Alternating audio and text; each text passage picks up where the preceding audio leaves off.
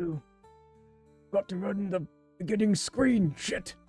Hold on. I gotta do it again. Pretend that you didn't see that.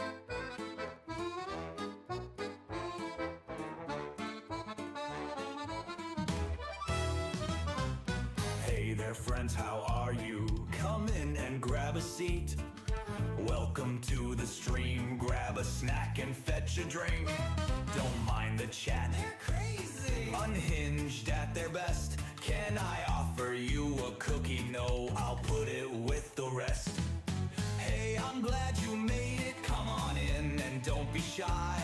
Don't worry about the grip or love. Don't pay the chat no mind. You're here to see the content. You're here to watch the show. You're bored already. Wait! You simply need to know. Chase game's good, the name's a scam. Can't aim, can't clutch, can barely stand. A streamer boy through and through. Honestly, bro's kinda cringe, dude. Can you pass the sniff test? Do you even dare to try? Do you want to watch a 30-year-old man who streams games cry? Do you want to drop a follow? Do you want to gift a sub? Join the Discord now and don't be a scrub. For real, dude. You're here to see the content.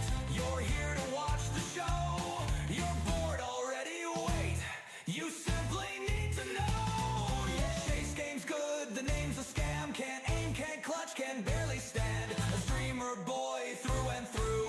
Honestly, bro's kinda cringe, dude. Okay, well, this song. Well, hello everyone. Welcome. Welcome to the Rose Fall. This is the finest establishment in all the land. Let me get my beard out of my face. Welcome, hello everyone, hello. I am a wizard, as you can tell clearly. And, I'm here today to tell you some stories. For whatever reason, too, the music isn't playing, and that's kind of annoying. It be like that sometimes. Well, shit. Hold on, let's restart it. There we go. Oh, good. How's everyone doing? I hope you're well, all of you. You're well. Welcome to the mystical bar of the Rose Full. What's my wizard name? Oh, you couldn't pronounce it. You couldn't pronounce it if you tried. Oh, you're about to get... Listen, you're about to get to the story of a century, let me tell you. But first, I see that people have been donating me some things. Let me get out my spell book real quick. Let me take note of who has been here. Let's go. Hello, welcome, welcome. All right. We're gonna go ahead and fill this out real quick. Okay, hold on. All right, perfect. All right, hold on, let me. All right, testicular torsion for all of you. All right, perfect. Well, let me go ahead and hold this back up here. Perfect. Oh, God. Oh, jeez. All right. Welcome. Hello, everyone. Hello. I'm here today to tell you some lovely stories from a far-off place that you've never heard of. So come, gather round, join me at the table. Make sure you have your snacks. Make sure you have your drinks. Hold on, let me grab my drink. You know, I drink from the head of a long-dead creature, as all wizards should do. That was really wet, and that got my entire beard wet. But that's alright! We ball. Alright. Well, today, the story that I wished to tell you is about a woman. It's Tandalf, dude. Fuck Tandalf, let me tell you something. Let me tell you. Imagine always being included with him. Unbelievable. Truly unbelievable that people would even say that. I think that might be racist a little bit, honestly. Can't believe you would say that, truthfully. That's kind of crazy. Kind of crazy that you would even say that. Alright, hold on. Let me see. comparing me to him. Please, dude. Please. I don't know who Stan is, but this is... I am not Stan. I'm not Stan the wizard. I am no one. Oh, another kind soul. Hello, welcome. Is it true what they say about wizards? Depends who you ask. Let me tell you, all the stories about me? Completely true. Completely true. Oh, thank you, friggin' mushroom. Thank you so much for the follow. I appreciate it. Come, gather round, everyone. Gather round as we tell you a story today. Okay? This story is one of magic. It's one of sorrow. It's not one for the faint of heart, I will tell you that. This, let me set the scene for you, okay? Oh shit, hold on. Wizards don't wear watches. Listen, I can time travel, it's a whole thing. I know about your culture, alright? You didn't see that, I took it off. See, it's gone. Now then, this story. Many of you know her by many names. The Empress of the Dead. The Goddess of Death. She's a name whispered throughout the realm of Zundara like a curse. Or maybe a prayer.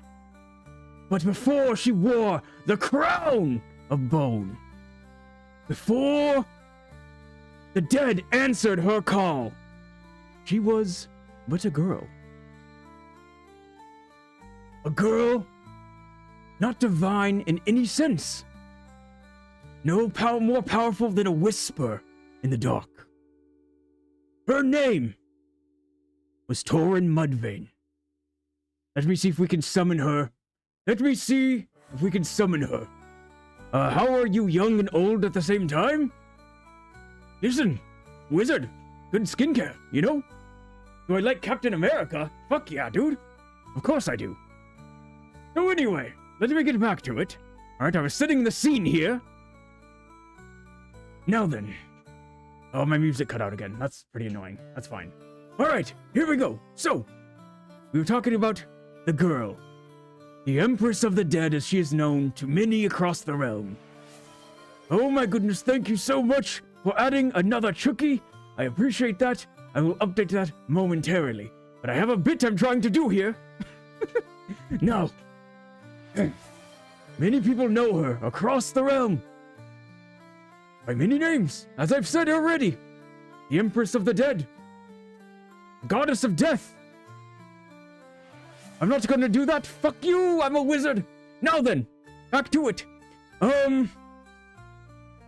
So, she's known by all these names. God damn it, I gotta summon the portal. Hold on, let me give you a quick look into my mind. Hold on. Her name is Torin Mudvayne. Here she is. Oh, okay, good. Torin Mudvayne, the Empress of the Dead. But before she was known by that, she was just a girl born to chains. Not by luck, not by will, but by grit, by the quiet. And they forged a monster. And what they made, this world, was a reckoning. This, my friends, is not a tale of vengeance. This is not a tale of justice. This is just her beginning. This is her ascension. And that, my friends, is all of the intro that you're going to get about this lovely character. Let me go ahead and shut this down now. There we go. Give the dragon a treat. All right, I can do that. I will do that one. All right, here we go. Where's my dragon? Jojo the dragon, where are you? But I don't know where my dragon's at. Hold on. Let me, hold on.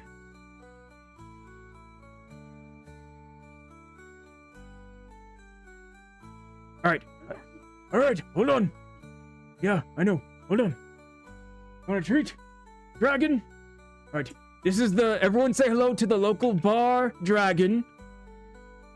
She decided to come out of her lair to greet you. You should be so blessed by this. Okay. Here she is. Let me switch over.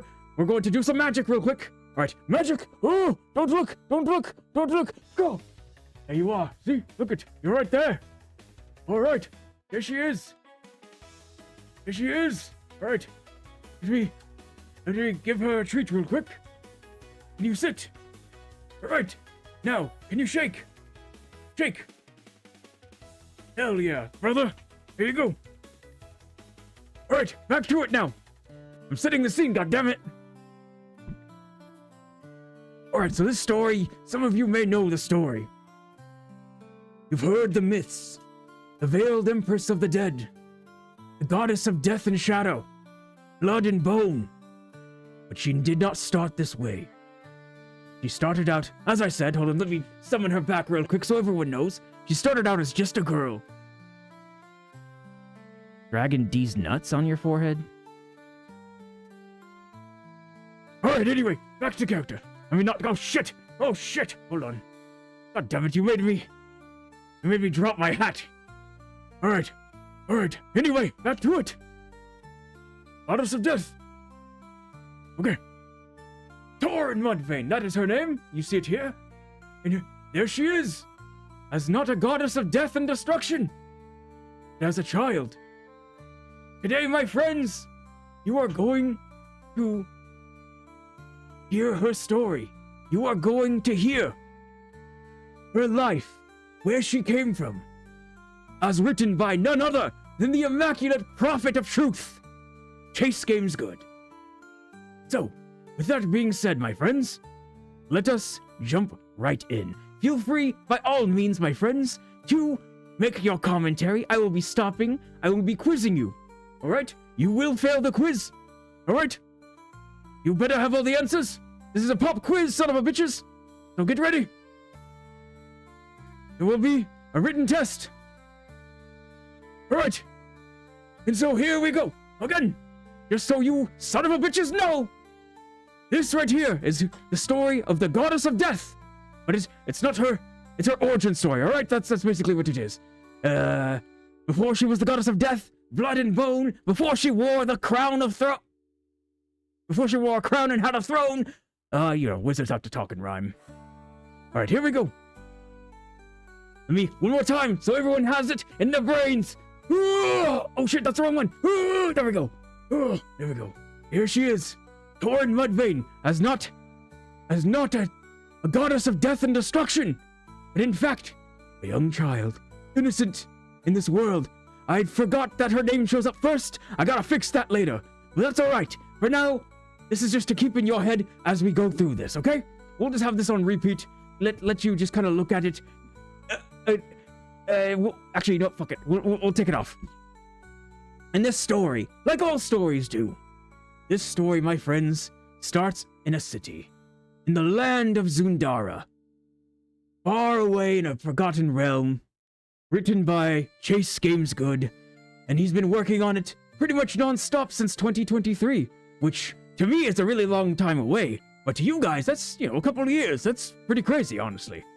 So welcome in, and this story begins and was written by him, and it takes place in the city of Valesport. And let me now begin the story of Torin's ascension into godhood. I will again warn you, this story is not for the faint of heart. It starts out very innocent, though, I will tell you that, okay? So, if you're worried about stuff, don't worry about this time, but things will get dark very quickly. Now then, in we start. Chapter 1! Oh, wait, hold on, let me read out of my book, hold on. Actually, I need to write down something. Whose name was that was making me that set of D's nut strokes earlier? Rampage, alright. You're going into the book. Okay, Testicular torsion. Alright. You'll feel that one in a little bit. Now, as we open the book, back up to a different section, where the story is actually written. Here we go. Perfect. Okay. We now have the book open, and so we shall begin the reading. Chapter 1. Innocence.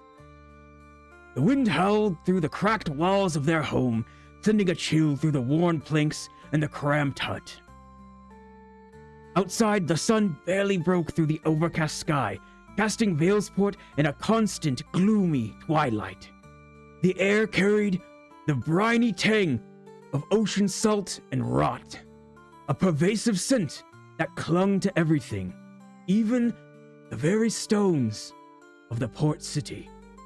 Now you may be wondering, what does Valesport look like? You may ask yourself. Oh, mighty wizard, well, let me summon this into your consciousness. Ready?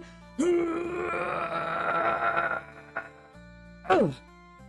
Okay, it should be coming. There it is. Oh shit, I dropped my hat again. Here, we have the city of Valesport. Actually, let me... Hold on, maybe I can make that a little bigger so you can see it a little bit better. There you go. There we go. We have this pulled up here. All right, we're good. So, this city... This is the port city of Valesport.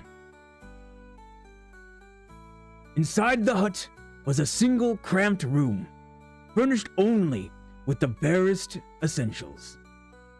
In the corner, a makeshift cot held a young elf, her skin a deep amethyst hue, a blend of gray and purple that melted into the room's shadow. Her small frame still rounded with youth, was curled under a... What did you just say? Those wizard earmuffs looks magical. Yeah, they are. They're very comfortable. They light up. That's the magic. You know what matches the portal? It's a good time. Anyway, we're describing Torin, okay? Focus, please. Inside the hut was a single cramped room, furnished only with the barest essentials. In the corner, a makeshift cot held a young elf, her skin a deep amethyst hue, a blend of gray and purple that melted into the room's shadows. What did you just do, Rampage? Really tricky, okay. Oh, is that Mama Games good? Oh, hello, mother. I mean, not my mother. Chase's mother. Not me. I am the wizard. I am the reader, you see. So, welcome in. This is where our story takes place. Here's the portal. You can look into it. Look across the realm. See what you have been witnessing in your mind's eye. Now then, I haven't got past the second paragraph yet. I'm going to try to lock the fuck in, wizard. And we are going to read this. Alright, let me stroke my beard real quick. Inside the hut was a single cramped room, furnished with only the barest essentials. In the corner, a makeshift cot held a young elf, her skin a deep amethyst hue, a blend of gray and purple that melted into the room's shadows. Her small frame, still rounded with youth, was curled up under a thin, threadbare blanket that had already partially fallen to the floor. Her face, though soft and unmarked by time, carried an air of unspoken struggle in its delicate features. Her hair, dark as obsidian, tangled around her face like an unkept bramble. Torin, wake up, child! Her mother's voice rang out, sharp and urgent, as she hurriedly dressed for the day. Griselda, her mother, was the maid at Stormbane Manor, the grand looming presence. The grand looming residence of the city's lord. I'm trying to lock in, I'm sorry. Listen, I had to teleport here. It was a whole thing. I had to teleport here from my timeline, and then I had to project myself to you guys in 2023. Do you know what year it is for me? It is 10. Okay? It is 10 right now for me. So excuse me if I mess up the words a little bit, if I don't get locked in. And I also am summoning a portal to show you the world. This is the world this exists in. You think this is easy? It is not easy, I tell you. Now then.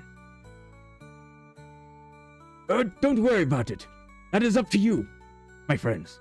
My time scale, it is on a whole different. It's beyond your mortal mind's comprehensions. Okay, so don't even worry. Just whatever you want it to be, that's what it will be. Okay. Now then, back to what I said. Wake up, child. Her mother's voice rang out, sharp and urgent, as she hurriedly dressed for the day. Griselda, her mother, was a maid at Stormbane Manor. God damn it. Stormbane Manor. The grand, looming residence of the city's lord. Hold on, my mustache is tickling me a little bit. Hold on, let me... My completely real mustache, mind you. Alright? Now then. Back to it. What were we talking? Oh, right. Griselda, her mother, was the maid at Stormbane Manor, the grand, looming residence of this city's lord. It sat... I'm eating my mustache. God damn it. Hold on. Alright, we're locked in. We're good. Now, it sat like a crown jewel on the sheer cliffs that overlooked all of Valesport, perched far above the harbor in the tangled quarters below. Its pale towers pierced the sky, always watching, always present. From anywhere in the port city, from the markets to the furthest docks. Did my hat just fall off? Who keeps stealing my hat? Alright, stop stealing my hat, thank you. Thank you, I would appreciate if you don't keep touching my hat. Alright, I'm trying to focus here, please. Thank you. Now then. It sat like a crown jewel on the sheer cliffs that overlooked all of Valesport. I lost my place. There it is. All of Valesport, perched far above the harbor and the tangled quarters below. Its pale towers pierced the sky, always watching, always present. From anywhere in the port city, from the furthest markets to the furthest docks, you could see it. Torin stirred at the sound of her mother's voice, her brow twitching as she raised her arms and stretched, letting out a small yawn. Oh.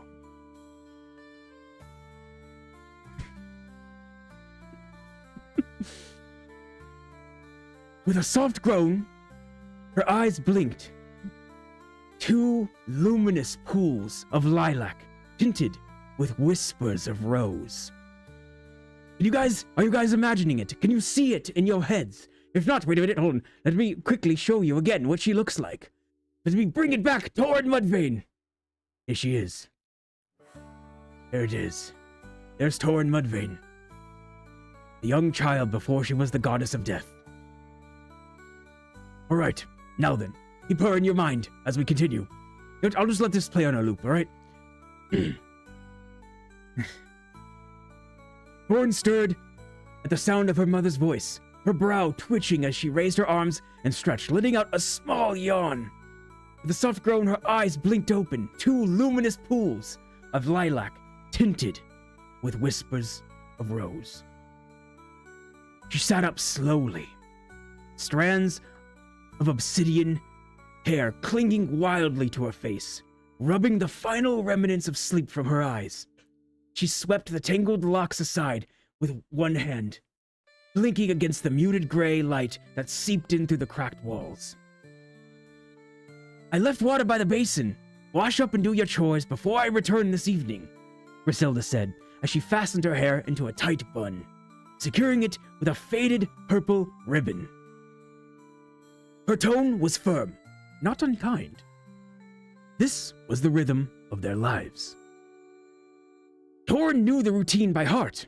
Her mother would spend all day at Stormbane Manor, tending to the grandeur of a world they would never truly belong to. Her father was, gods only knew, perhaps at the docks or perhaps at sea again.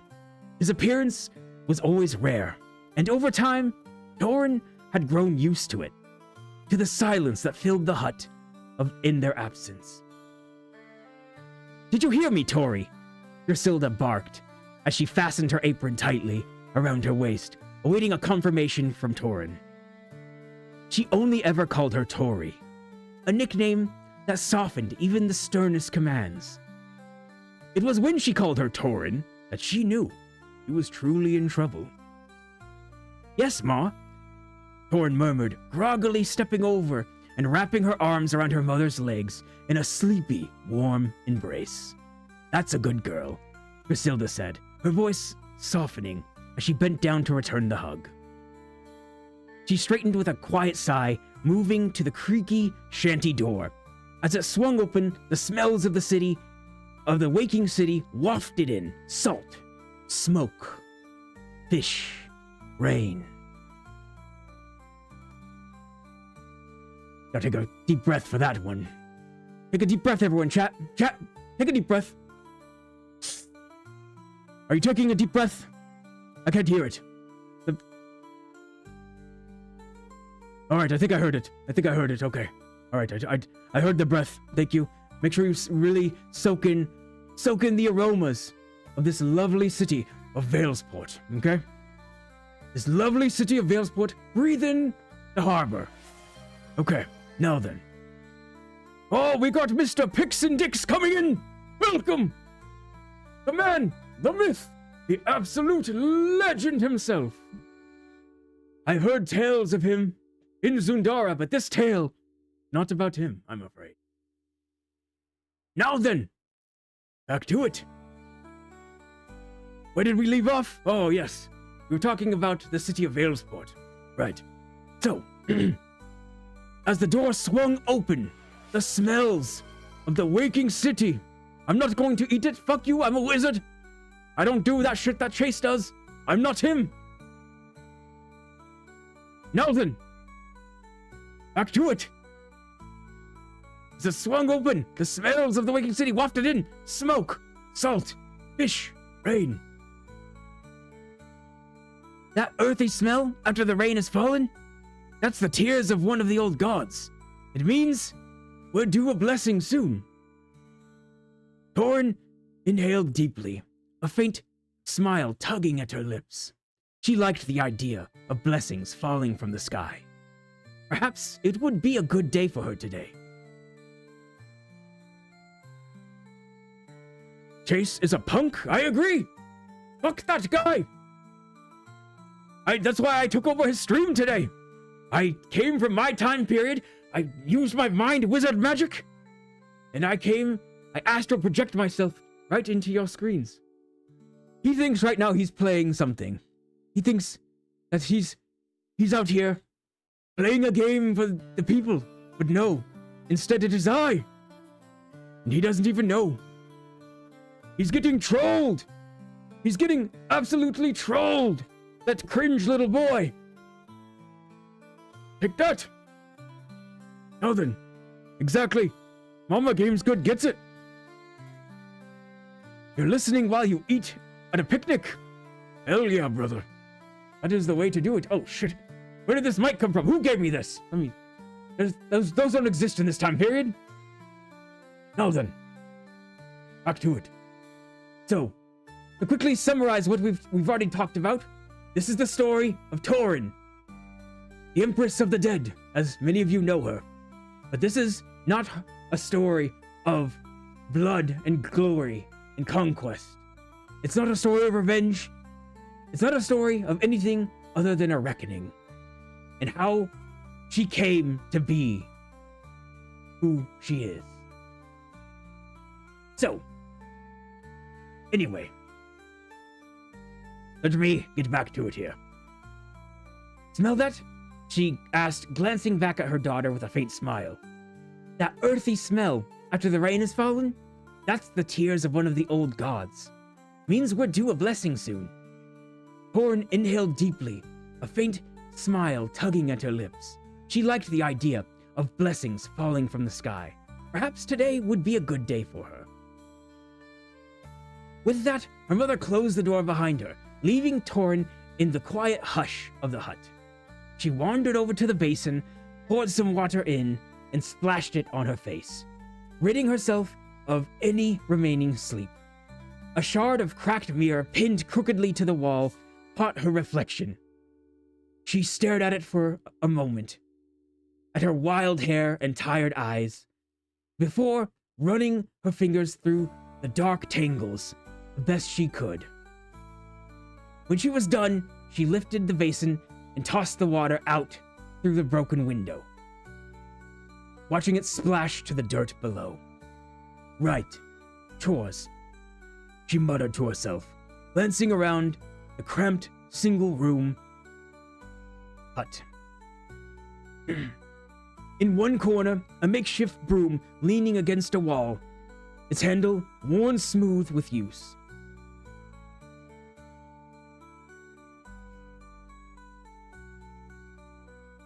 Hello, Bowser. Hello, welcome. May says bring Chase back or we riot, and she wants to know my name. I've already said this once before. My wizardly name? It is too hard for your mortal minds to pronounce. The best way I could translate it would be Testiculus Torsius. Testiculus Torsius. That is my wizard name. Now, this May person, I'm not sure who this is. But all I know is her name is about to go in my spellbook. Hold on. Alright, hold on. Alright, here we go. Alright, you're fucked now. Give that a week, you'll find out why. Oh, we got Rectum. I've heard of the mighty wizard Rectum. Yes, of course. He'll go in the spellbook as well. Hold on. Alright, let's put this under here. Correct.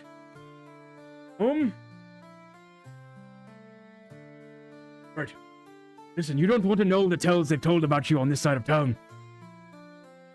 The tales they've told about you, Rectum, it is not great. I'm gonna be honest.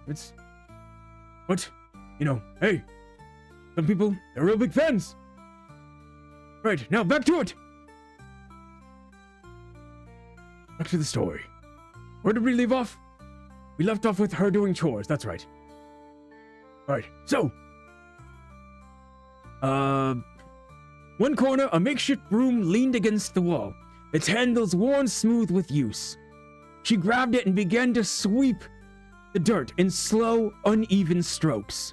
Kinda like me, Testiculus Torsius! Ho ho ho! That was a sex joke! Now then. Alright, back to it.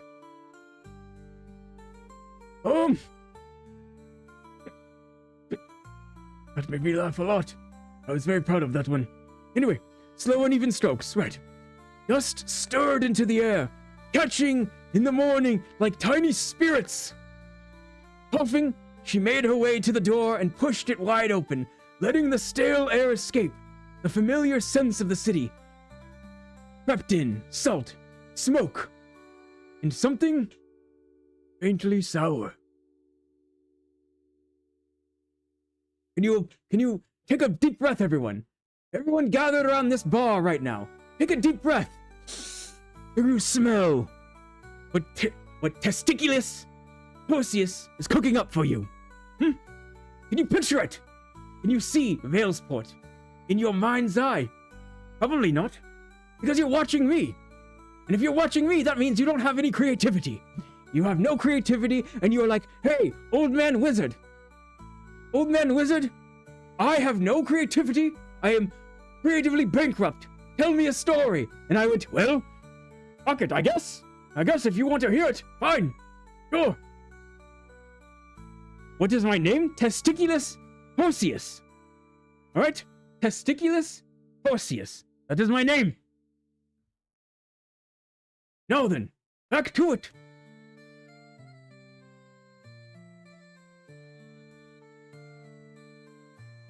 Alright. Now then.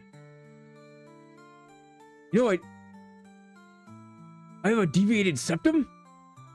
And when I went to do the deep breath, only one half of my nose moved. That's pretty crazy. Anyway, back to it. I gotta use my wizard magic to fix that. No! Torn swept until dust clung to her skin. Once she finished, she set the broom aside and moved to her cot, where the threadbare blanket lay crumbled. She grabbed it and began wiping down the small chipped table near the window, its surface stained with old meals and candle wax. She paused, staring through the cracked glass at the silhouettes of ships as they bobbed in the harbor. Somewhere out there, her father was probably hauling cargo or manning a sail. Maybe even fighting an abyss watcher, she mused.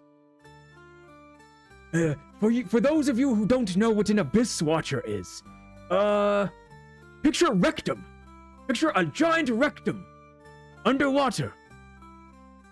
And it has these large tentacles and thousands of eyes. And it comes up and it reaches up and it grabs ships and pulls them to their demise. They're known as doomsday creatures. Can you get a truly, though? I just realized you said truly. Unfortunately, all they serve here is, the blood of the dead. So, this is all we got, unfortunately. But, you know, it tastes like Sprite a little bit. It's pretty good. Now then, here we go. Back to the story. You know, I also got, hold on, where's my potion? Where did my potion go? If anyone sees a potion melting through the floor, let me know, because... Oh, there it is. There's my potion. My lovely potion. This potion, this is the secret sauce. You add this into here, you go like this, add that in. Oh. It's pretty good. Pretty good. It's the souls of the living and the dead and the damned. It tastes a little bit like Dr. Pepper. With like a hint of rot to it. Let me hydrate. I got a little bit of water on my beard. Ilya, all right. Now then. Oh, let's continue the story. So she just got her threadbare blanket. She rinsed off. Hold on, my head's getting a little hot. Let me move this out of the way real quick. Guys, do you care if I take off my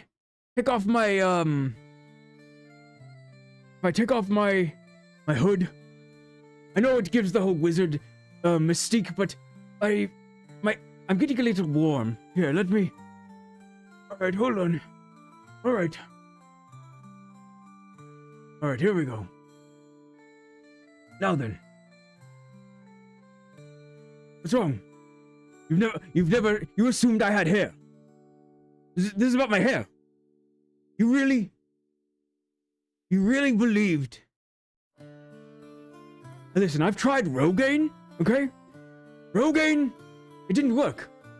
I need to find some other type of magic to regrow my hair.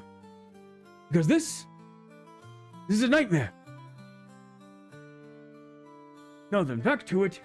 Let me put this back on. Oh, this is...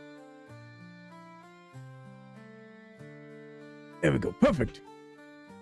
Now then, let us continue with the story. She paused, staring through the cracks of the glass. I already read this. Well, fuck it, we'll do it again.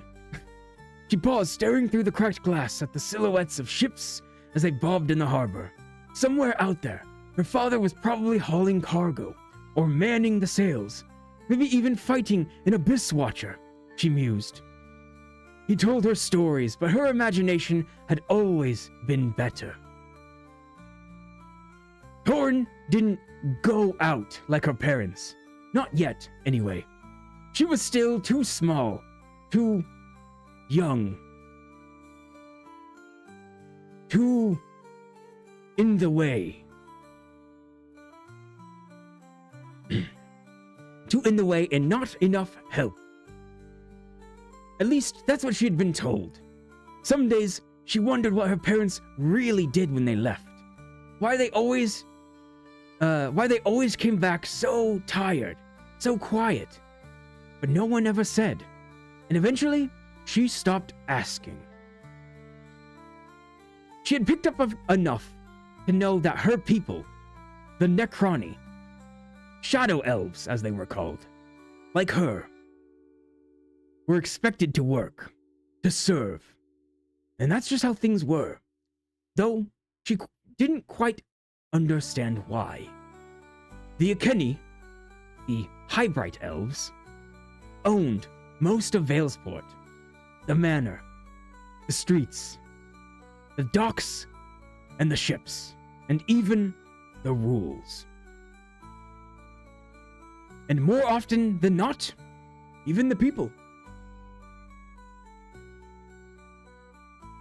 I'm looking at myself in the portal camera. I have two very long strands that keep blowing with every word I say. Hold on. There we go. Much better. Now then, back to it. So, the TLDR. Torn was born into slavery and servitude, but she doesn't fully understand it because she is a child. So, that's basically the TLDR, as you kids say. Now then, let us continue. Let us make like a salad and continue. That's the saying, right? Anyway. She had heard there were other kinds of elves who lived like her. The Isentari, or wild elves, said to come from the ancient tangled forests far to the southwest. They were a rare sight in Veilsport. Torn had only seen a handful in her life, and usually from a distance, hauling hunted game into the markets under the watchful eyes of their masters. Like her parents, the Isentari had roles to play, just different ones. The meats they hunted never made it as far as her quarter.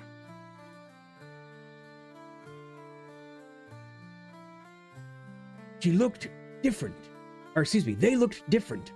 strange even. Smaller than most elves, with long limbs and quick, sure steps. There was something quiet about them, not shy exactly, but still, watchful, like trees that had learned to move. Her mother had said they excelled as hunters and trackers. That they could hear a mouse breathe from a mile off, follow a bird's wings through the wind, and even listen to beetles gnawing under the bark of trees. Thorn didn't know if that was true. She liked imagining it. Porter hardly know her. Truly a man of absolute cunning to make that type of a joke. Oh, you warm my immortal heart. Now then, let us continue. But around here, in this part of the city, everyone looked like her. Dark skin and tired eyes, their wrists wrapped in iron bracelets. The Necroni Quarter wasn't like the rest of Veilsport. The streets were muddy, the fences sagged with rot, and the houses were small, leaning like they were tired as well. She didn't know what made this part of the city different, only that it was theirs alone. Gotta fetch some water from the creek for Ma's evening wash-up, she muttered, expertly lifting the pot onto her shoulder. But before stepping out, she turned to a small peg by the door, where a pair of dull iron bands hung. She slid the pot to the crook of her arm and picked up the cuffs, clicking them around her wrists with practiced expertise. They clicked faintly as they settled, heavy but familiar. Her mother called them bracelets. Each one had short lengths of chain dangling unevenly, just an inch or two from the cuffs. Not connected like shackles, but not quite jewelry. So imagine this. She's born into this terrible system. And she has on both of her wrists, whenever she goes out, she has to wear these little restraints, basically. A symbol of her oppression. But she has been told they are bracelets. Let us continue!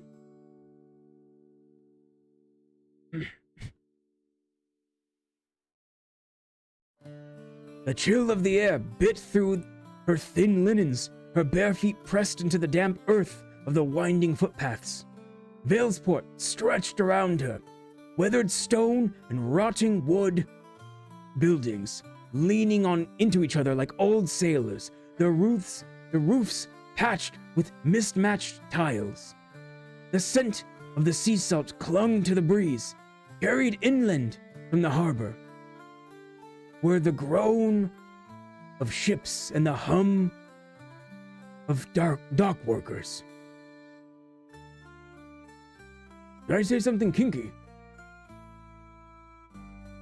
Hell yeah, brother. Now then. Oh, the chains. Yes. The chains of her oppression. Yes, kinky. Yeah, sure. Weird angle to take, but sure. Now then, let us continue. Where did I leave off before I was... You know what? Mama, game's good. You're going in the book. You're going in the book. And you know why you're going in the book? You're going in the book for making a kink joke out of a young child's oppression. You'll feel that one in 17 years. Be prepared. Now then.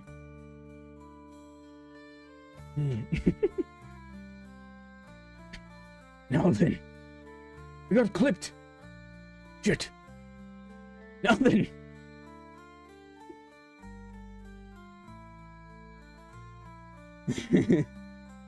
Testiculus torsius is not a meanie. Testiculus torsius is fair. He is a teller of truth and lore of this world.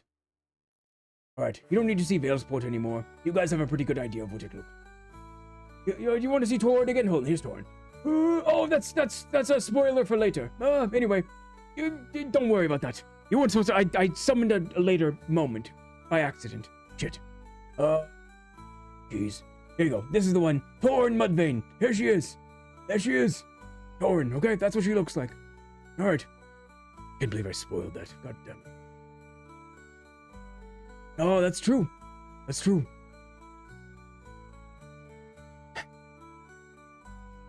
Hold on. Let me get a drink of water, because I need to get my actual reading voice. See, this is my performative voice. Look at my real reading voice. Hold on.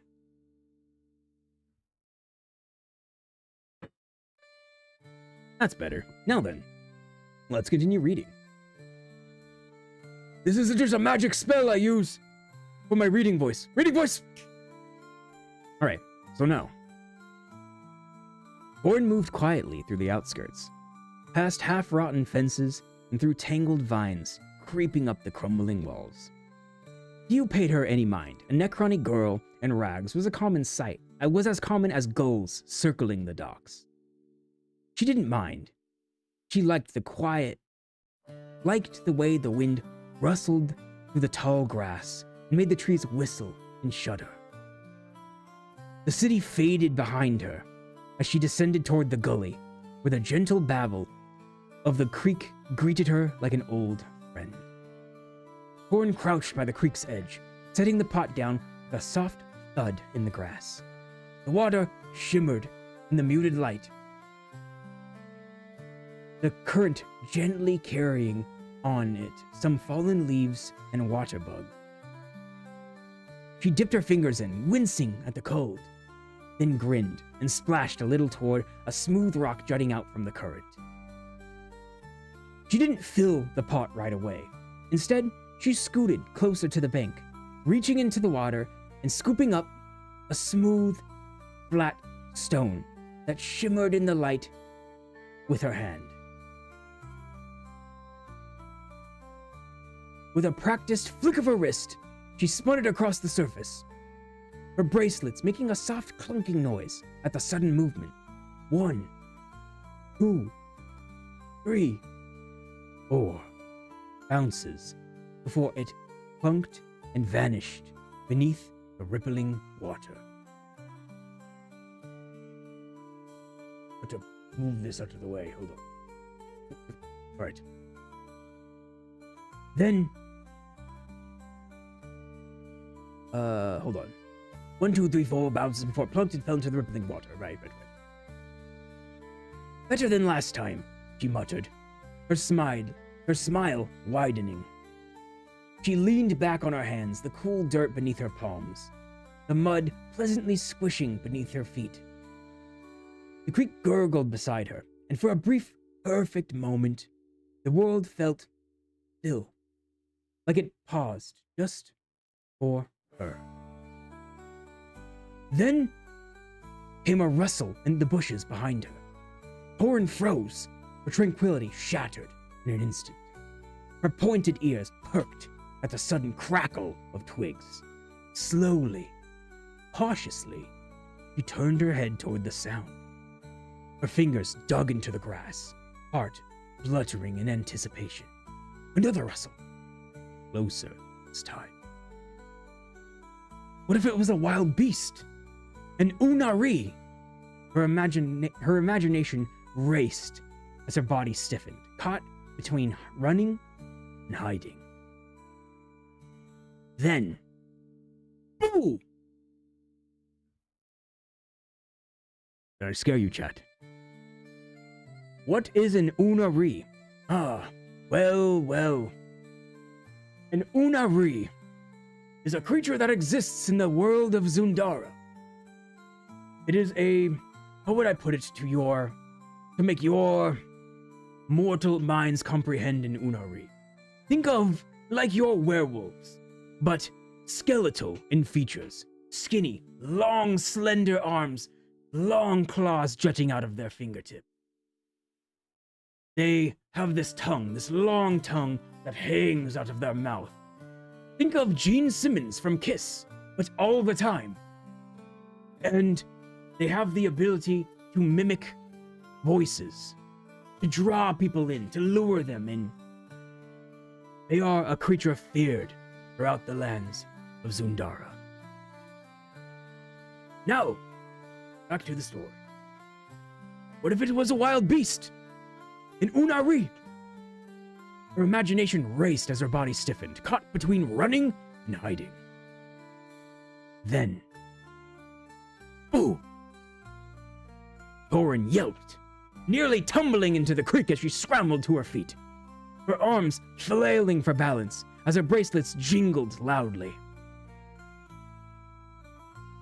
She spun around, her eyes wide. Standing before her, grinning mischievously, was an elven girl about her age. Her honey gold skin hot in the pale light, glowing like sun-warmed bronze.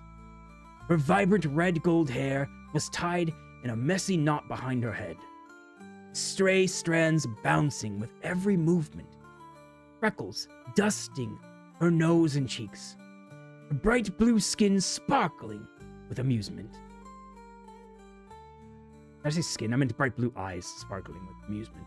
I think I just said the wrong thing. Anyway, she was an Akeni, a Highbright elf. And for those who are keeping track, these are the ruling class of this world. So this ruling class girl, jumped out at her, scared her. Fear surged momentarily through Torin's veins, her muscles tightening as she instinctively stepped back, her gaze quickly darting to the ground. A gesture drilled into her by her mother. Her mother's lessons echoed in her mind. Never look directly at them. Never speak unless spoken to. Did I scare you? The girl asked, her laughter barely contained. Torin hesitated, carefully raising her eyes again to study the girl's face. There was no malice here, just a playful glint, curious and warm. It was a look Torin had rarely experienced. Certainly not one directed at her. In that moment, she couldn't fathom her mother's constant caution toward the Akeni. She scowled, trying to look angry, but the corners of her mouth betrayed her. No, she lied. You just surprised me, that's all. The girl stepped closer, her shoes spotless and white, her gold white dress free of stains or patches. Her posture remained effortlessly upright, far too refined for someone from this part of the city. I was watching you skip that rock. Not bad, she said, crouching down to find a smooth, flat stone and weighing it in her palm. But I bet I can skip it farther. Torin's brow lifted. Oh, really? The girl gave a sly wink, took a few steps back, then dashed forward and flicked her stone across the water.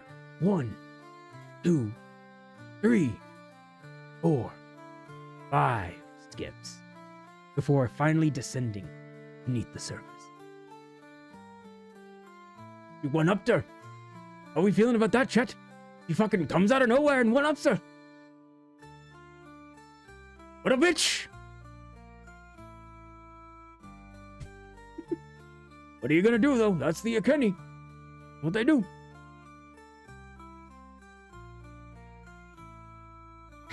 She's just misunderstood. Maybe.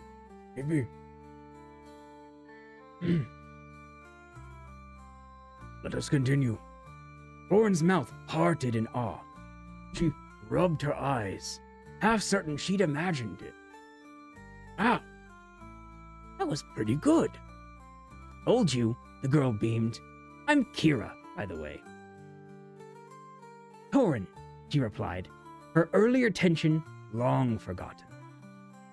Nice to meet you, Torin, Kira said, flopping onto the grass beside her. Now, we have to see who's better. Let's call it a skip-off. You're just surprised a wizard can count that high? I can count numbers beyond your mortal reckoning. Have you ever heard of Kinzumble? Of course you haven't. It hasn't been invented in your realm yet. Kinzumble? That's child's play. Our youngest babies, born with beards, can do that. And you can't even imagine Kinzumble.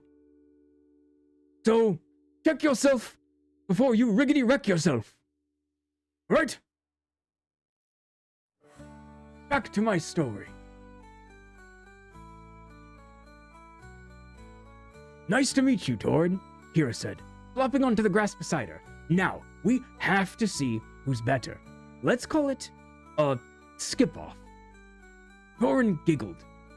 What's a skip-off? It's when we both skip rocks. And the winner gets to... Kira paused, tapping her chin in an exaggerated thought. Make the loser carry their rock collection. You have a rock collection? Torin asked, genuinely baffled. Well, no, but I might have to start one for this. Kira grinned, her laugh light and contagious. They skipped rocks for a while, laughing each time. Excuse me. My wizard brain is getting stressed. Hold on. They skipped rocks for a while, laughing each time one splashed too early or soared farther than expected. Eventually, Kira flopped onto the grass beside her, still grinning from their playful skip-off. For a while, they just sat in the quiet, watching the ripples fade across. The best viewers? Oh, I believe Chase would say, I already have the best viewers. And listen, if they're interested in this story, then they are the best. But if they're not, fuck them. Who needs them? What I say, that is the official decree of Testiculus Tosius. Now then, let's continue. After a moment, Kira's eyes dropped to Torin's wrists.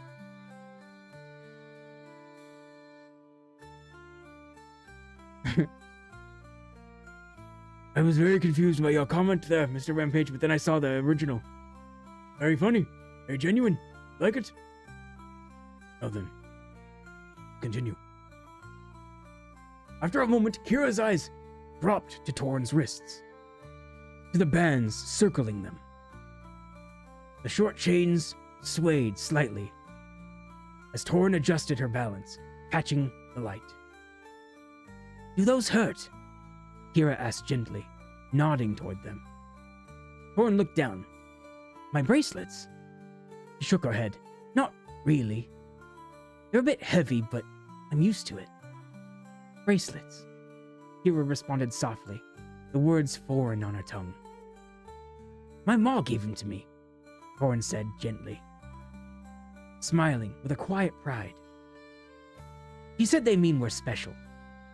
Chosen. Everyone wears them where I'm from. Kira fell silent for a moment, her eyes lingering on the bands. Something flickered across her face. Something Torrin couldn't quite read. But it was gone as quickly as it appeared, replaced by a small, polite nod. They look important, Kira said finally, a faint smile returning. They are, Torrin replied firmly, lifting her head just slightly. As the sun began its slow descent toward the horizon, it casted long shadows across the grass. Kira stood, brushing dirt from her dress. Well, I should get back home, she said, a reluctant sigh escaping her. Mother will worry if I'm gone for too long. Same. I need to get this water back before Mom does. Torrin bent to grab the pot, still empty, forgotten in their hours of play. Will you come back? Torrin asked, not meaning to sound so hopeful. Of course. Same time next week, okay? Kira grinned. We still have to finish the skip-off. He turned to leave, then stopped mid-step. Oh, and don't forget the password if you want to get into the fort. The password? Kira darted over to a nearby bush, parting its branches to reveal a hollow space just big enough for the two of them. The fort, he said with a grin. You can't enter it without a password. Torrin tilted her head. Well, what's the password? Kira leaned in close, lowering her voice to a whisper. Petrichor. Petra what? I don't really know what it means, Kira admitted with a giggle. I heard my mother say it once. Something about the smell after rain. Torrin's nose scrunched in at the thought. My ma says the smell is from the old gods crying. Oh, hold on. Okay, there you go. My ma says it's from the old gods crying. Their tears make the ground soft again. It brings us blessings. Kira smiled. I liked that bet. Torrin repeated the word slowly under her breath. Petrichor. It tasted strange, but beautiful. Like something secret and sacred. As Kira stepped back into the brush with a playful wave, something stirred in Torrin's chest. A warmth, small and fleeting, spreading through her like the first rays of morning sun tearing through fog. She felt comfortable, safe. It was unfamiliar, but not unwelcome. She didn't have the words for it, but it made her smile, made her happy. And perhaps this was the blessing her ma spoke of. Thank you, old gods, Torrin murmured, eyes tilting skyward. She watched the bushes settle after Kira vanished through them, the world around her slowly returning to stillness. Torrin turned back to the creek and dipped the pot into the water, finally filling it. The cool weight pressed against her shoulder as she hoisted it and began the trek back home. The sky had shifted. Overcast skies burned away, replaced with streaks of orange and plum. The gulls overhead had quieted, the city slowly settling into the evening hush. Each step home was accompanied by the soft clink of her bracelets and the gentle slosh mutter. And yet, the warmth lingered, dancing behind her ribs in the corners of her smile. Petrichor. When Torin finally returned to the hut, the sky had faded to a bruised violet. Shadows stretched long across the walls. She opened the door carefully, nudging it shut with her foot, the pot of water sloshing slightly on her shoulder. Griselda was already inside, crouched near the hearth. Hearth? I think it's pronounced hearth. Hearth? Hearth? I think it's hearth. Let me redo that again. Griselda was already inside, crouched near the hearth, coaxing a weak flame from dying coals. She turned at the sound, her apron already dusted with soot. A fresh bruise bloomed across the side of her cheek, dark and angry, half concealed by a loose strand of hair. Torin's smile faltered. "Ma, what happened to your—" She pointed at her cheek as she set the pot down on the dingy table. Griselda waved her off, turning back to the hearth again. "Nothing, just clumsy. Caught the corner of a stairwell at the manor again." Her voice was flat, practiced.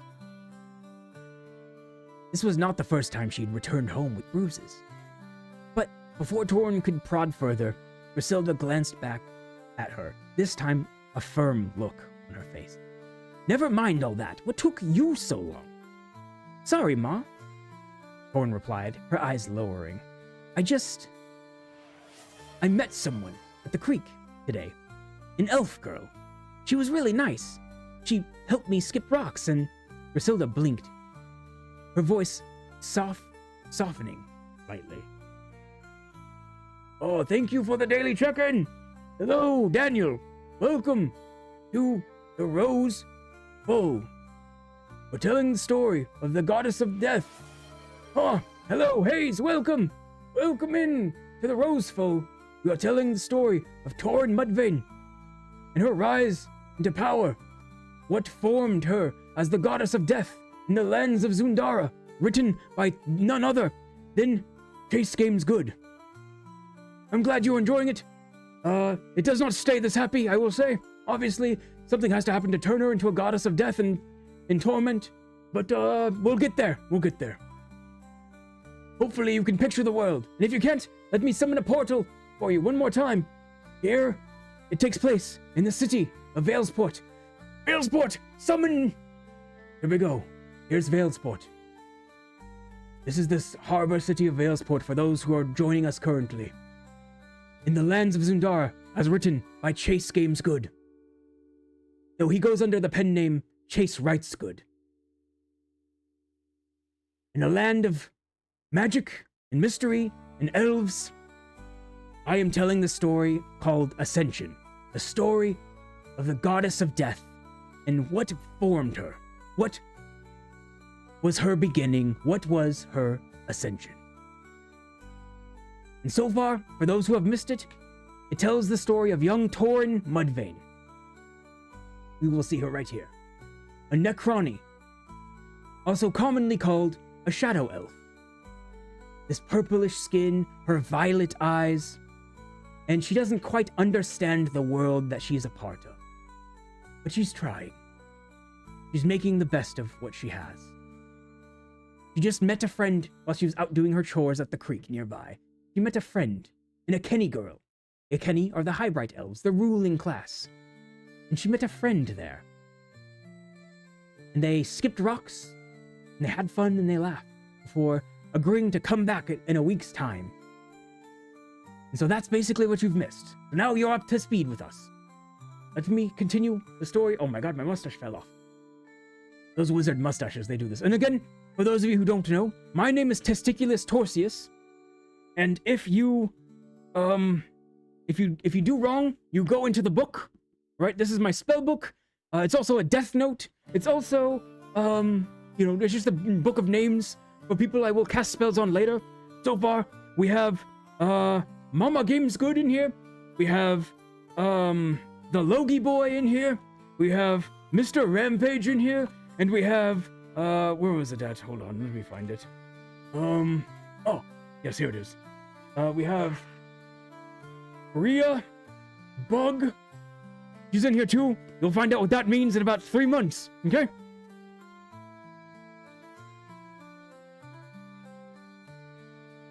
It's, there's testiculous horses, but there's, different ones for women. You'll find out, don't worry. Give it time. Now then, back to the story. It might be a good spell for all you know. Maybe you'll become a millionaire. I didn't say it'd be bad. Not inherently bad, anyway. By the way, hold on. Let me step out of frame real quick. I think Chase needs to say something. Hey, by the way, guys, this is Chase. Hey, what's up? Hopefully you're enjoying the show that I'm putting on. I hope so. I don't know if the voice is ruining the storytelling or not, but let me know if it is. I'm trying to stay in character, but like if it is, I have ways to get around it. So anyway, back to it. All right, I'm back. What happened? I blacked out. All right, perfect. You like my voice? Yes. Many years of casting spells. Like that. And Expecto Patronum. And, Testiculus Torsius. Lego Sepius. Handle Stickius. So, I have all the spells. I'm actually called what's known as an inconvenience wizard. I only know spells that will inconvenience your life. I cannot kill you, but I can inconvenience you extremely. So keep that in mind. All right, now then. Oh, fair, yeah. I don't know how he got through. That's crazy. Now then, let us continue with the story. The mom had bruises on her face. What the fuck was up with that? She brushed it off. Is that maybe of things to come? An author would be pretty crazy to do that. This is obviously a story about a child. Right? Alright. Oh, I left a portal open. Yeah, that makes sense. Fair enough. Alright, back to our story. So, where did we leave off?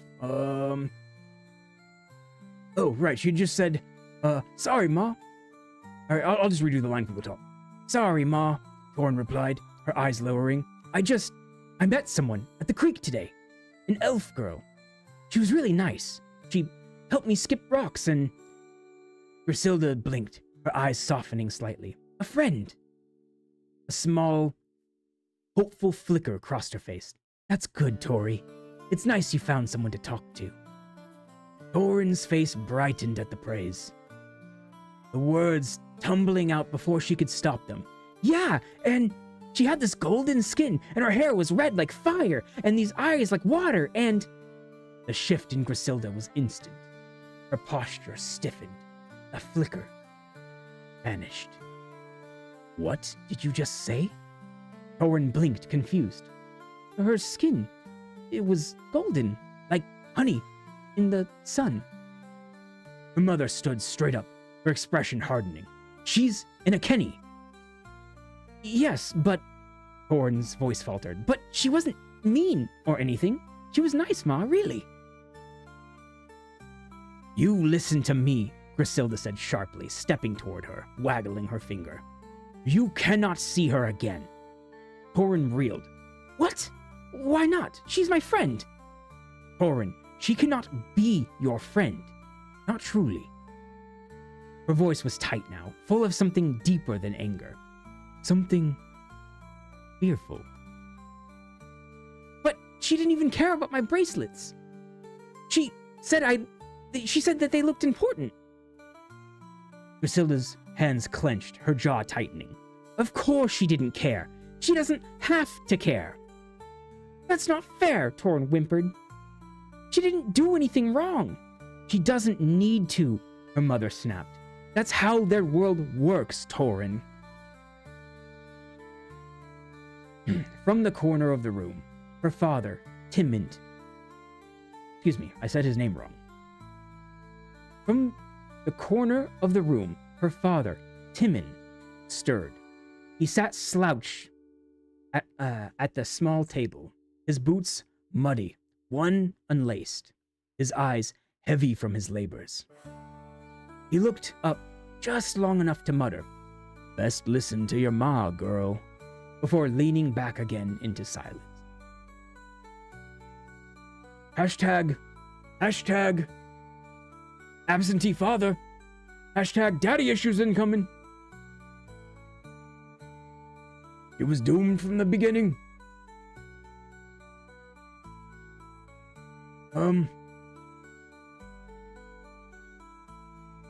Torin turned back to her mother.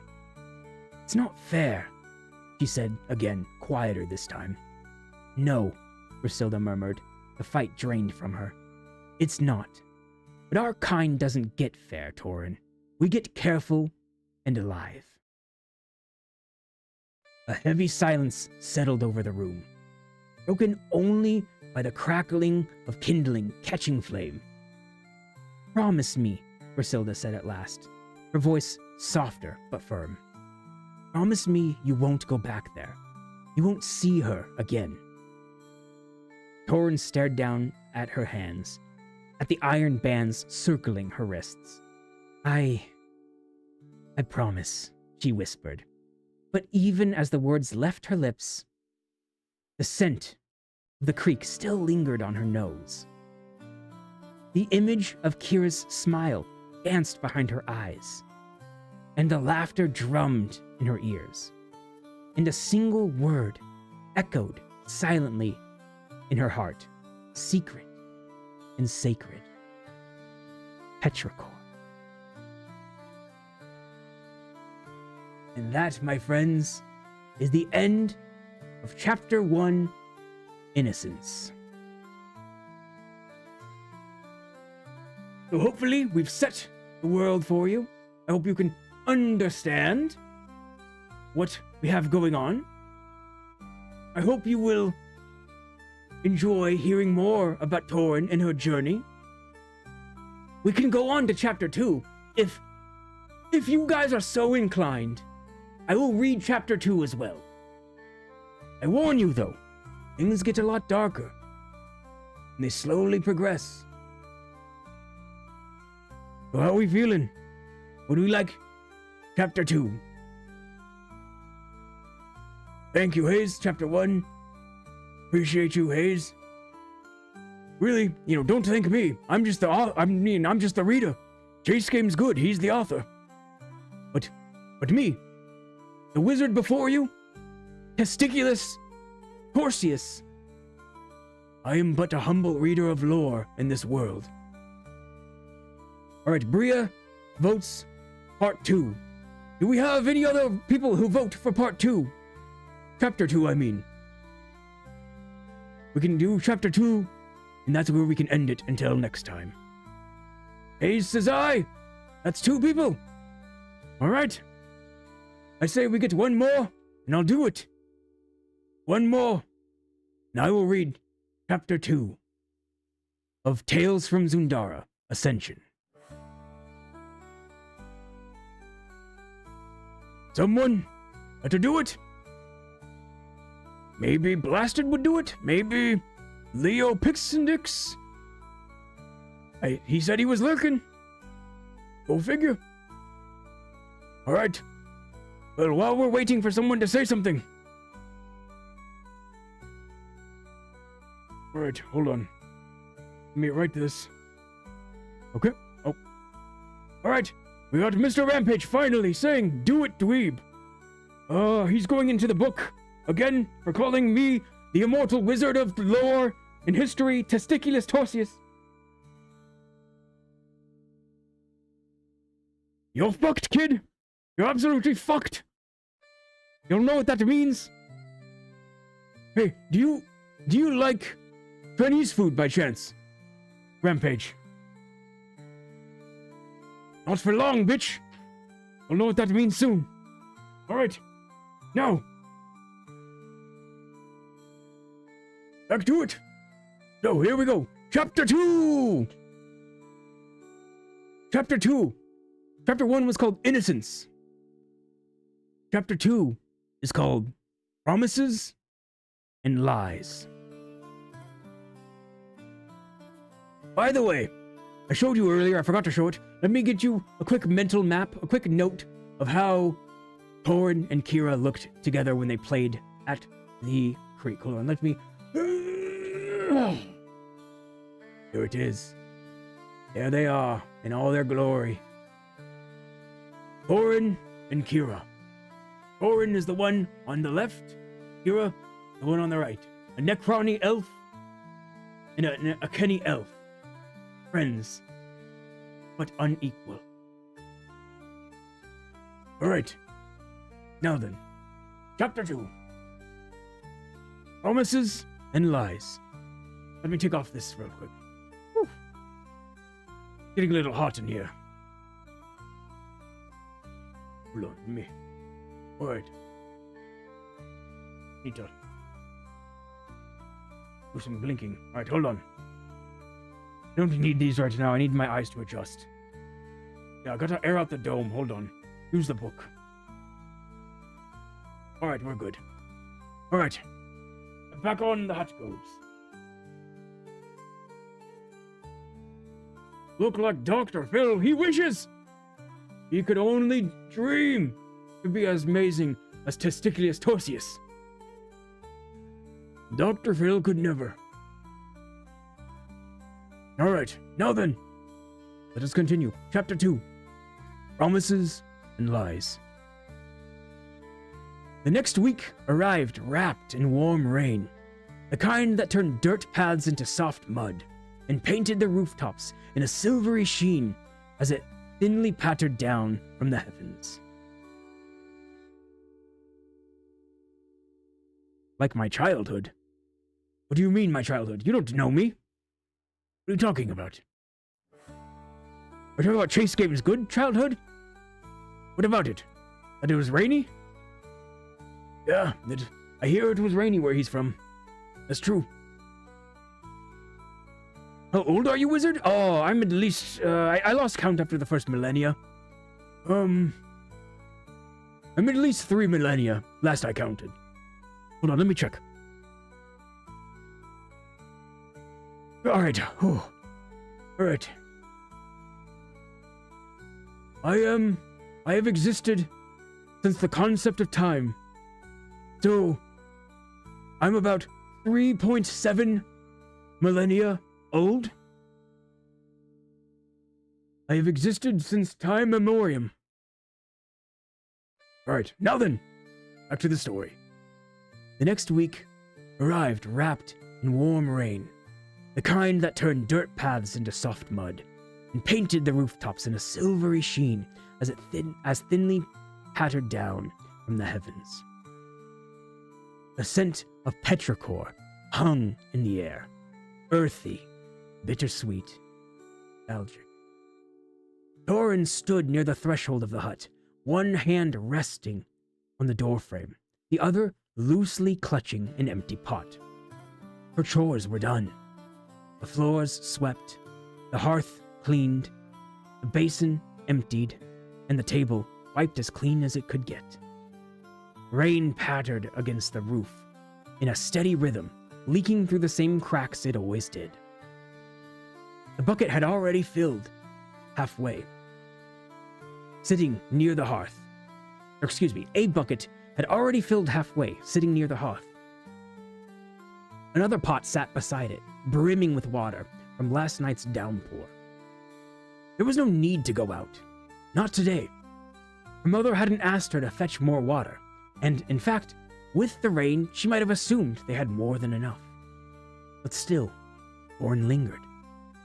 Beyond the door, the bells of the harbor clanged in the distance, slow and muffled in the soggy air.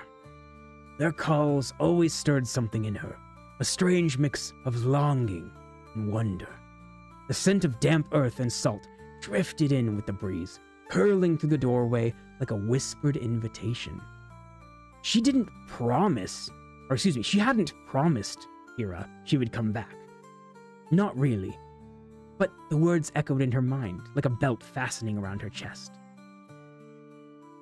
Same time next week, okay? She hadn't said yes, but it had felt like a promise. She stepped out into the rain anyway, letting the pot swing loosely at her side. More of a formality than a necessity. She told herself she was just checking the creek. Just curious. But the truth? Well, the truth had blue eyes and golden skin, and a password that still tasted strange and sacred and secret on her tongue. Petrichor. Rain soaked into her hair, weighing it down into a heavy mass. Water trickled down her cheeks, bending silently with the warmth rising beneath her skin. Each muddy step forward carried her further from the hut, further from her promise to her mother.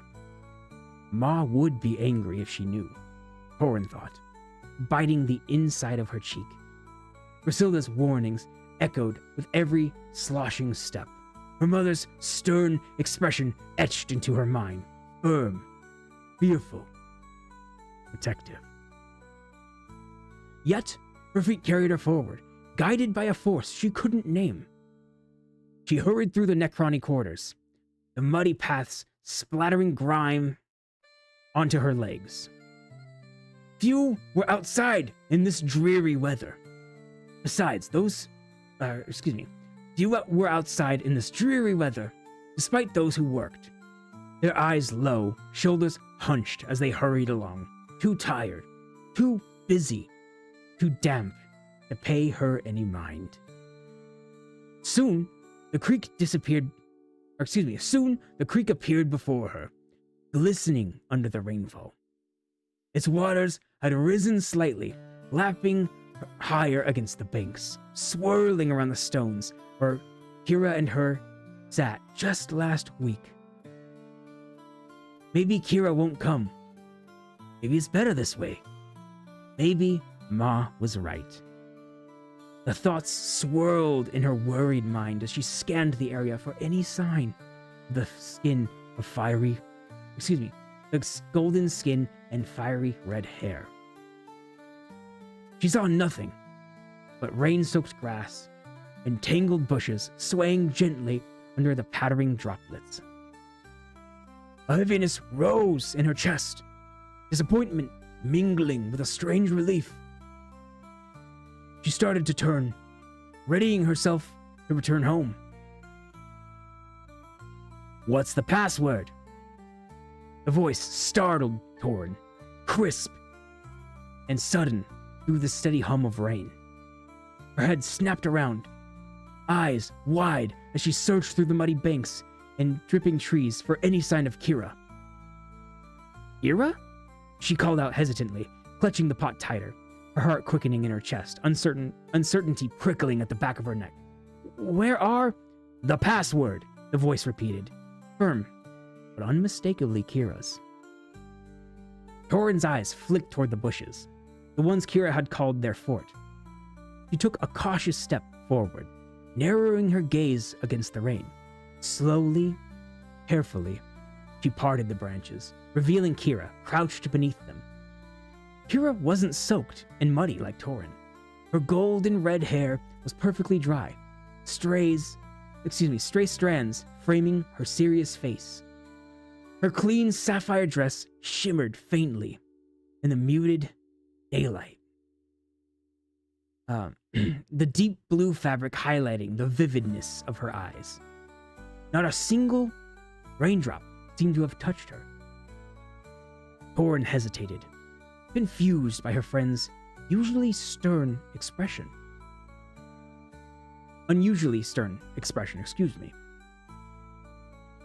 Kira raised an eyebrow, arms crossed firmly over her chest.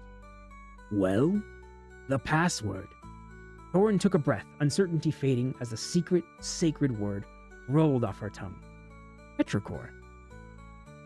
For a moment, Kira remained silent, pondering the word. Then, the seriousness melted into the familiar warmth of her smile. Welcome to the fort, good knight. Thorin lingered at the entrance of the makeshift fort, still clutching the empty pot awkwardly to her chest. She shifted uncertainly, the gentle patter of rain filling the silence between them. Good night? Thorin echoed faintly, her brow furrowing with confusion. The phrase felt strange, awkward on her tongue. She glanced around the little shelter beneath the bush, searching for some sign or clue that might make sense of Kira's words. What does that mean? Kira's playful grin faltered for a moment, replaced by tender puzzlement. It's a game, she explained carefully, studying Thorin's face with a mild surprise. Haven't you ever played Forts and Knights before? She shook her head slowly. Warmth and embarrassment prickling at her cheeks. No, I mean, I don't think so. Kira's eyes widened briefly before softening again. Oh, well, it's easy, she said, warmly patting the dry patch of earth beside her, inviting Thorin to sit. We pretend the fort here is a castle, and we're knights guarding it from monsters and stuff. Oh, Thorin replied quietly, awkwardly kneeling beside her, still confused. She glanced around again, as if half expecting to see a monster burst in from the bushes at any moment. But there aren't any monsters here. Ah, Rami! Welcome in! My name is Testiculus Torsius! And Noni! Welcome in, Noni! How are you doing, my friends? I am Testiculus Torsius. You know, you showed up late, you missed the whole first chapter, and for that, your name goes into the book. Hold on. Hold on. Nerd. Right. No, Ni, and Rami. Alright. Your kneecaps are gonna hurt soon, Rami. And Noni. Listen. You're going to step on a bed of Legos. I can't tell you when, but one day. Right. To quickly recap the story for you. We are telling the story. Hold on, I had a whole script. Shit. Alright. Let me recap for you, for those who weren't here. Many of you know her by many names, but the realm of Zundara dares not speak aloud. The Empress of the Dead, Goddess of Death, a name whispered throughout the realm like a curse.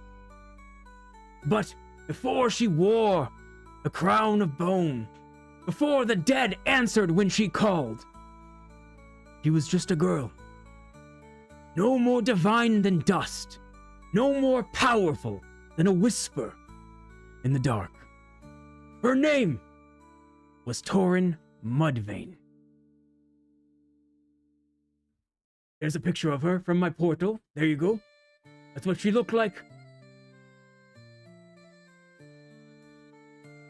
She was born to chains, raised in silence, a child of shadow in a world not meant for her to survive. But survive she did. Yes, that is her name, Thorin Mudvayne.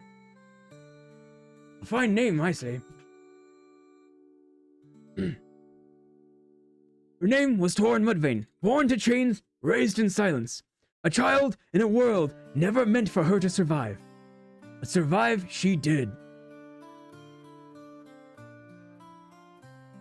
Not by grace, not by luck, but by grit, by the quiet, defiant fire that smolders in the hearts of those who are forgotten.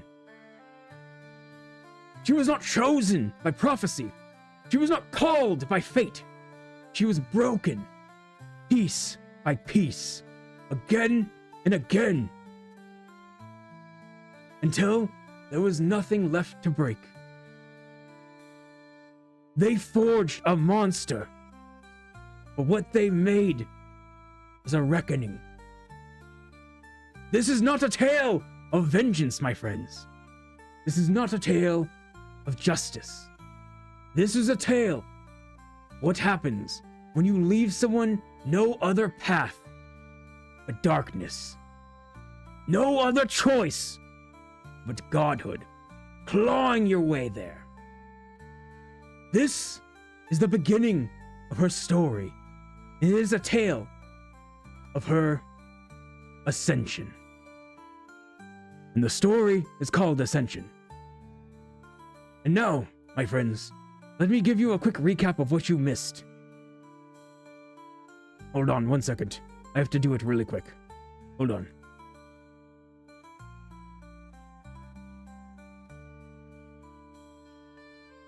Right, hold on. I'm definitely not recapping it with AI.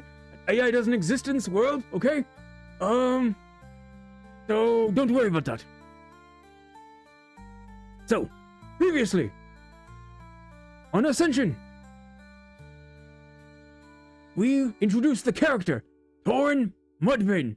There she is. Thorin Mudvayne. We introduced her. She's just a child, a Necroni. The Necroni are known as also commonly, they're called Shadow Elves, due to their dark complexions, their dark amethyst colors, their dark eyes of purple typically, or pink. She's a child in the Necroni Quarter in the port town of Valesport. Oh, would you like to see what Valesport looks like by chance? Boom! Here you go, bitches! Here's Valesport. A place of muddy streets and sagging rooftops that lives weighed down by a quiet suffering. And see, at the very top of the cliffside that looks over the city of Valeport is a manor, Stormbane Manor. And in it resides the Lord Stormbane. Now, it looks like a place Doom would live. Yeah, she was in here earlier. I don't know if she's still here, but I think I could see her living right over there in that house, for sure. Maybe on that boat. Now then,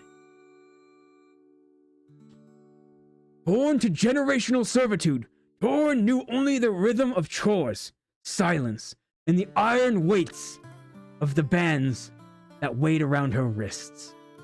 In a gray world, though, something rare happened to her. She met a girl, Kira. A girl that she should have feared, but instead she played with. They skipped rocks.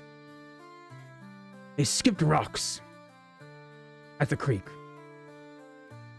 Kira and Akenny, golden-skinned and flame-haired, from the ruling class.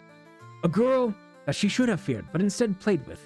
They skipped stones. They built a secret fort. They whispered a password. Petrichor. They made promises. And for the first time, Thorin, a young girl who'd known only generational servitude, felt something like joy. Like freedom. But freedom in Valesport never lasts. Her mother, Griselda, forbade the friendship the moment she learned of it. And just like that, we turn to chapter 2. So, that is chapter 1 basically recapped. Chapter 1, she meets her friend, who she should fear, but she ends up being good friends with. And they agree to meet every week at that exact spot, rain or shine. They agree to meet there at the same time, at the same place. But her mother, when her mother learns that Kira is not Necroni like them, but in fact an Akenny, a High-Right elf, the ruling class, the friendship is forbidden. And so, we then turn back to chapter 2. I will start from the beginning for those who missed it real quick. We were only a couple paragraphs in, so we'll restart real quick. So, chapter 2, Promises and Lies. The next week arrived wrapped in warm rain. the kind that turned dirt paths into soft mud and painted the rooftops in a silvery sheen as it thinly pattered down from the heavens. A scent of petrichor hung in the air, earthy, bittersweet, and nostalgic.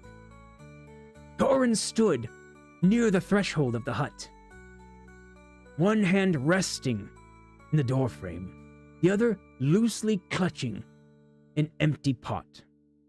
Her chores were done. The floors swept, the hearth cleared, the basin emptied, the table wiped as clean as it could be. Rain pattered against the roof in a steady rhythm, leaking through the same cracks as it always did. A bucket had already filled halfway, sitting near the hearth. Another pot sat beside it, brimming with water from last night's downpour. There was no need to go out. Not today. Her mother hadn't asked her to fetch water, and in fact, with the rain, she might have assumed they had more than enough. But still, Orin lingered. Beyond the door, the bells of the harbor clanged in the distance, slow and muffled in the soggy air. Their calls always stirred something in her, a strange mix of longing and wonder. The scent of damp earth and salt drifted in with the breeze, curling through the door like a whispered invitation. She hadn't promised Kira she would come back. Not really, but the words echoed in her mind like a belt fastening around her chest. Same time next week, okay? She hadn't said yes, but it had felt like a promise. She stepped out into the rain anyway, letting the pot swing loosely at her side, more of a formality than a necessity, and told herself she was just checking the creek, just curious. But the truth? Well, the truth had blue eyes and golden skin, and a password that tasted like magic on her tongue. Petrichor. Rain soaked into her hair, weighing it down into a heavy mass. Water trickled down her cheeks, bending slightly with the warmth, rising beneath her skin. Each muddy step forward carried her further from the hut, further from her promise to her mother. Ma would be angry if she knew, Orin thought, biting the inside of her cheek. Griselda, that's her mother's name, by the way, if I didn't say. Griselda, for you late people who didn't hear the first part, I introduced Griselda and Timond, her father. He's very absentee. Anyway, back to the story. Ma would be angry if she knew, Orin thought, biting the inside of her cheek. Griselda's warnings echoed with every sloshing step. Her mother's stern expression etched into her mind. Firm, fearful, protective. Yet, her feet carried her forward, guided by a force she couldn't name. She hurried through the Necroni quarters, the muddy path splattering grime onto her legs. Few were outside in this dreary weather, besides those who worked, their eyes low, shoulders hunched, as they hurried along, too tired, too busy, too damp to pay her any mind. Soon, the creek appeared before her, glistening under the rainfall. Its waters had risen slightly, lapping higher against the banks, swirling around the stones where her and Kira had sat just last week. Maybe Kira won't come. Maybe it's better this way. Maybe Ma was right. The thoughts swirled in her worried mind as she scanned the area for any signs of golden skin or fiery hair. She saw nothing but rain-soaked grass and tangled bushes swaying gently under pattering droplets. A heaviness rose in her chest, disappointment mingling with a strange relief. She started to turn, readying herself to return home. What's the password? The voice startled Torin, crisp and sudden, through the steady hum of rain. Her head snapped around, eyes wide as she searched the muddy bank and the muddy banks and dripping trees for any sign of Kira. Kira? She called hesitantly, clutching the pot tighter. Her heart quickened in her chest, uncertainty prickling the back of her neck. Where are... The password, the voice repeated, firm, but unmistakable. Kira's. Torin's eyes flicked toward the bushes, the ones Kira had called their fort. She took a cautious step forward,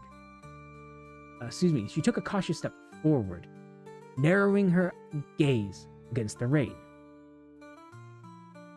Slowly, carefully, she parted the branches, revealing Kira crouched beneath them.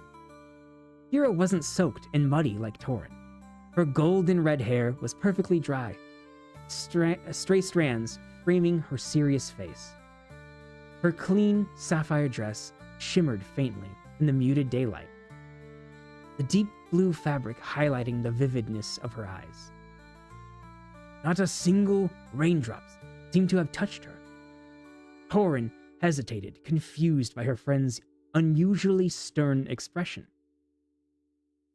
Kira raised an eyebrow, arms crossing firmly over her chest. Well, the password?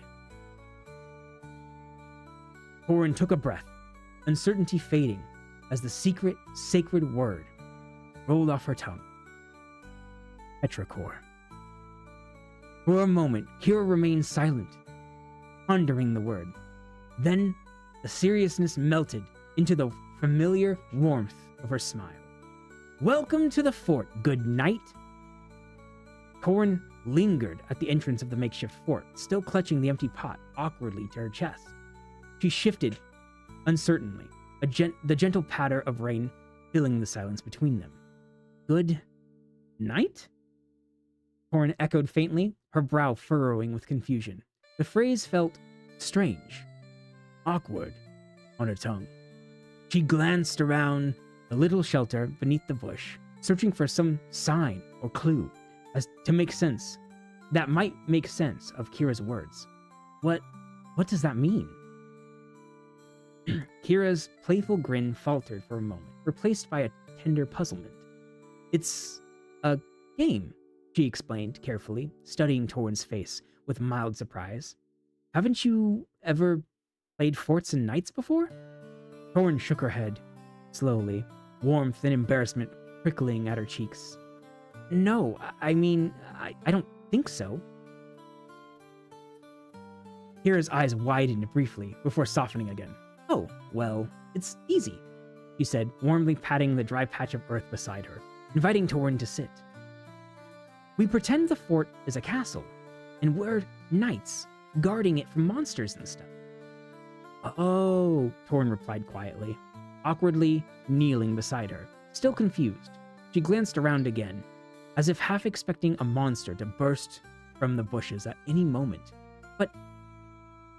But there's no monsters here.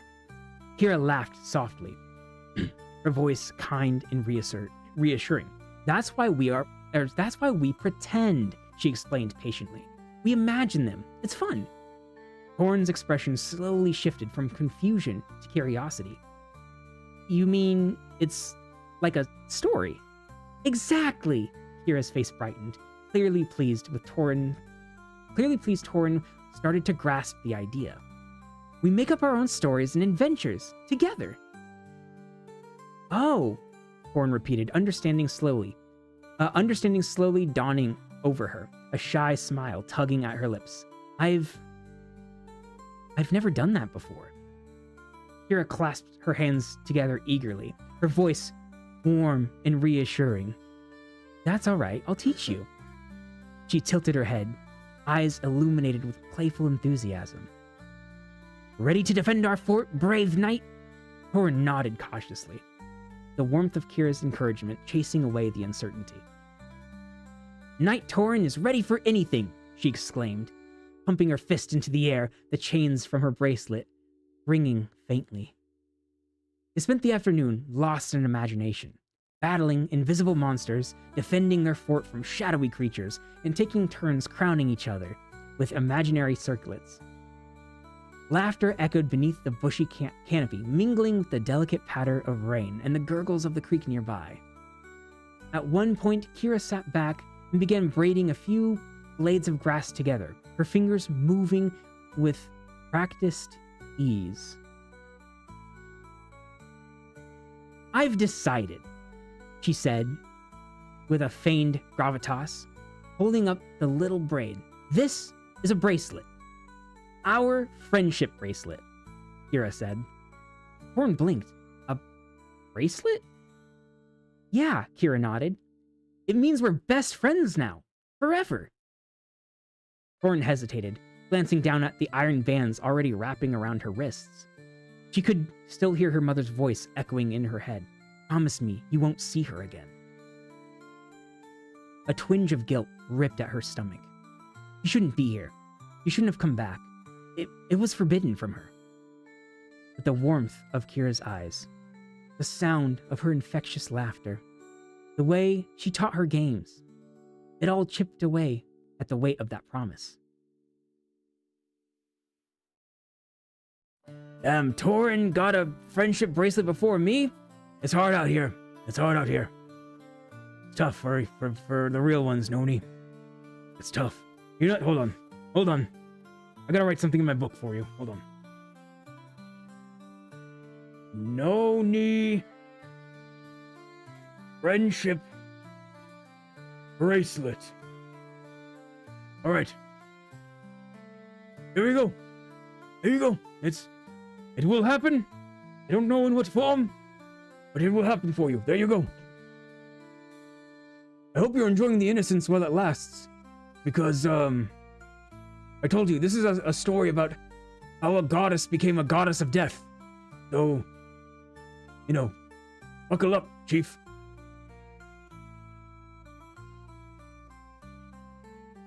All right, now then. Where was the last part I left off? Oh, right. A twinge of guilt ripped at her stomach. She shouldn't be here. She shouldn't have come back. It was forbidden.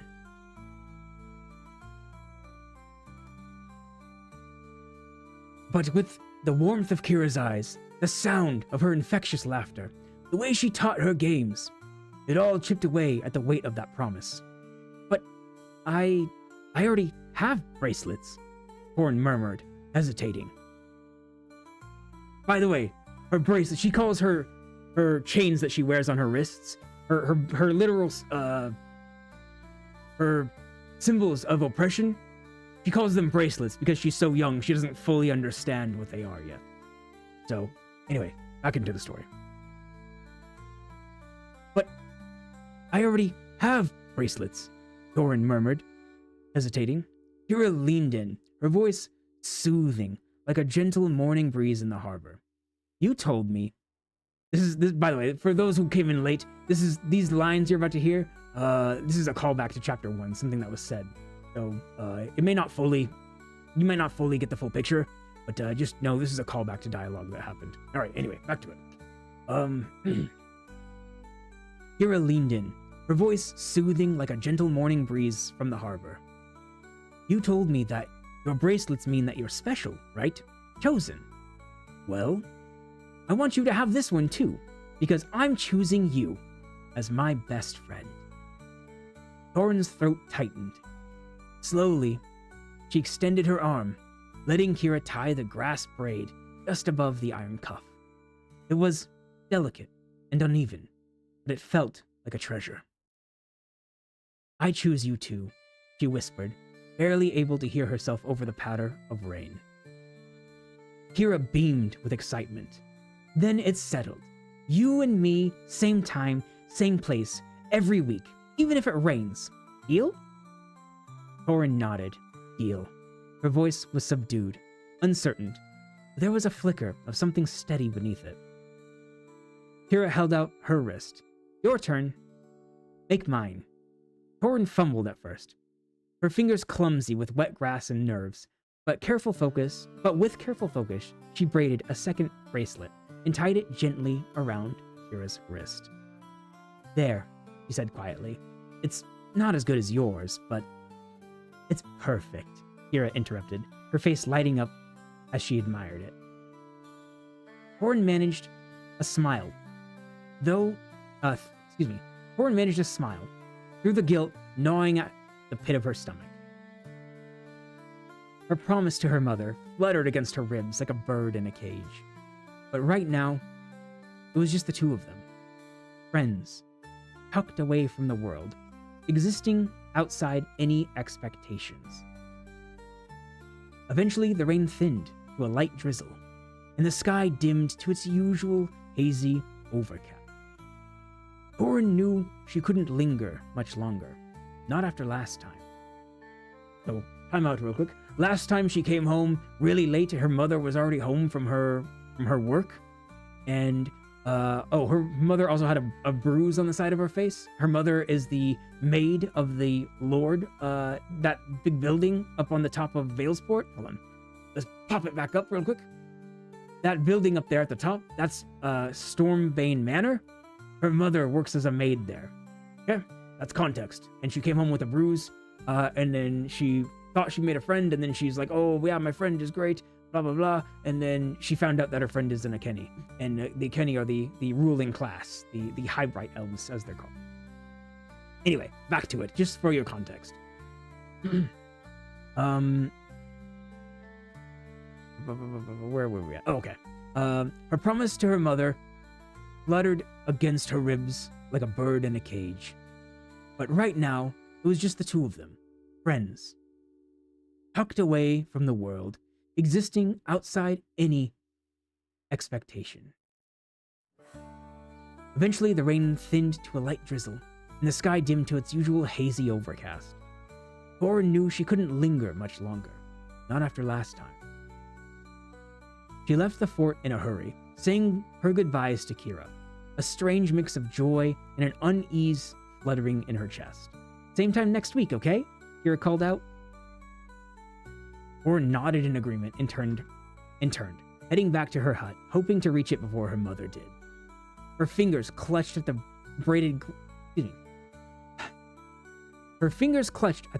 braided grass bracelet as she walked, its damp strands pressing gently into her skin. As she reached the edge of the Necroni corridor, she hesitated, glancing toward the familiar rooftops and crumbling fences of the city. Quickly, she tugged the grass bracelet free from her wrist. She couldn't keep it on inside, not without the iron cuffs to hide it. They always took those off at home. Out in the world, the heavy bracelets covered everything. But here, bare wrists would make the grass impossible to miss. Her mother would see. Her father, if he was even around, might ask. And Torin wasn't ready for those types of questions. She rolled the bracelet gently in her palm and tucked it into her waistband. As she approached the hut, she slipped it behind a loose stone in the foundation, a hiding spot only she knew. Then, she grabbed the now filled pot, hoisting it to her shoulder, and stepped in quietly through the doorway, just as the sky began to darken. Inside, she was greeted only by silence. No questions, no watchful eyes. Her mother was still at the manor. Her father, if he'd come home at all, rarely noticed her anyway. That made hiding things easy.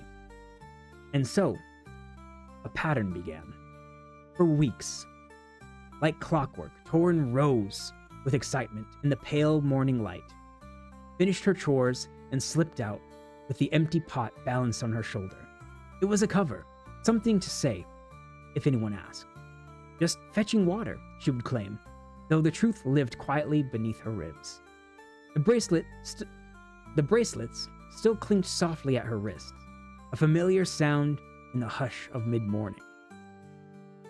But the walk wasn't about water anymore. It was about stories in the fort, the make-believe battles they won, the easy laughter and comforting closeness between them. Those stolen hours felt like they belonged to her. At the creek, the world was eased. Kira was always there first, waiting with a new story, a new game, or a mischievous grin. Sometimes they fended off invisible beasts with sticks for swords. Other times they built tiny traps for imaginary invaders, giggling as they set the bait made of pebbles from the creek. No matter what they played, it was the same. Laughter beneath the brush, fantastical stories whispered into the breeze, and a feeling Torin could only describe as safe. For a while, she forgot about the weight of her mother's warnings. She forgot the rules, the silence, the fear. In a world that so often left her wanting, she finally had something that was hers. She had a friend. She had a secret fort. She had laughter. She had a place to belong. Until she didn't. It was a quiet morning, not unlike the others. Fog had rolled in from the harbor, draping the cliffside streets in a heavy seaside haze. Torin moved through the mist with practiced ease, her feet knowing each crack and stone in the path. With every step, anticipation stirred in her chest, her body buzzing with excitement. She smiled as she finally rounded the bend near the creek, already picturing what Kira might say, what silly game they'd invent, what absurd story she'd spin. Maybe she'd try to startle her again, leaping from the bushes like she had when they first met. Torin clutched the pot a little tighter, barely suppressing a grin. When she reached the fort, though, it was silent. Peaceful, even. The creek whispered and babbled beside her, singing its flowing eternal song as it rushed over the jagged stones. The wind howled in the woods, stirring the leaves above and making trees dance and sway. She stepped beneath the bushy canopy, ducking into the fort's hollow. The earth remained dry and leafy. The earth remained dry from the leafy shelter. The same patch where they sat cross-legged, swapping stories and building worlds out of stone and twig.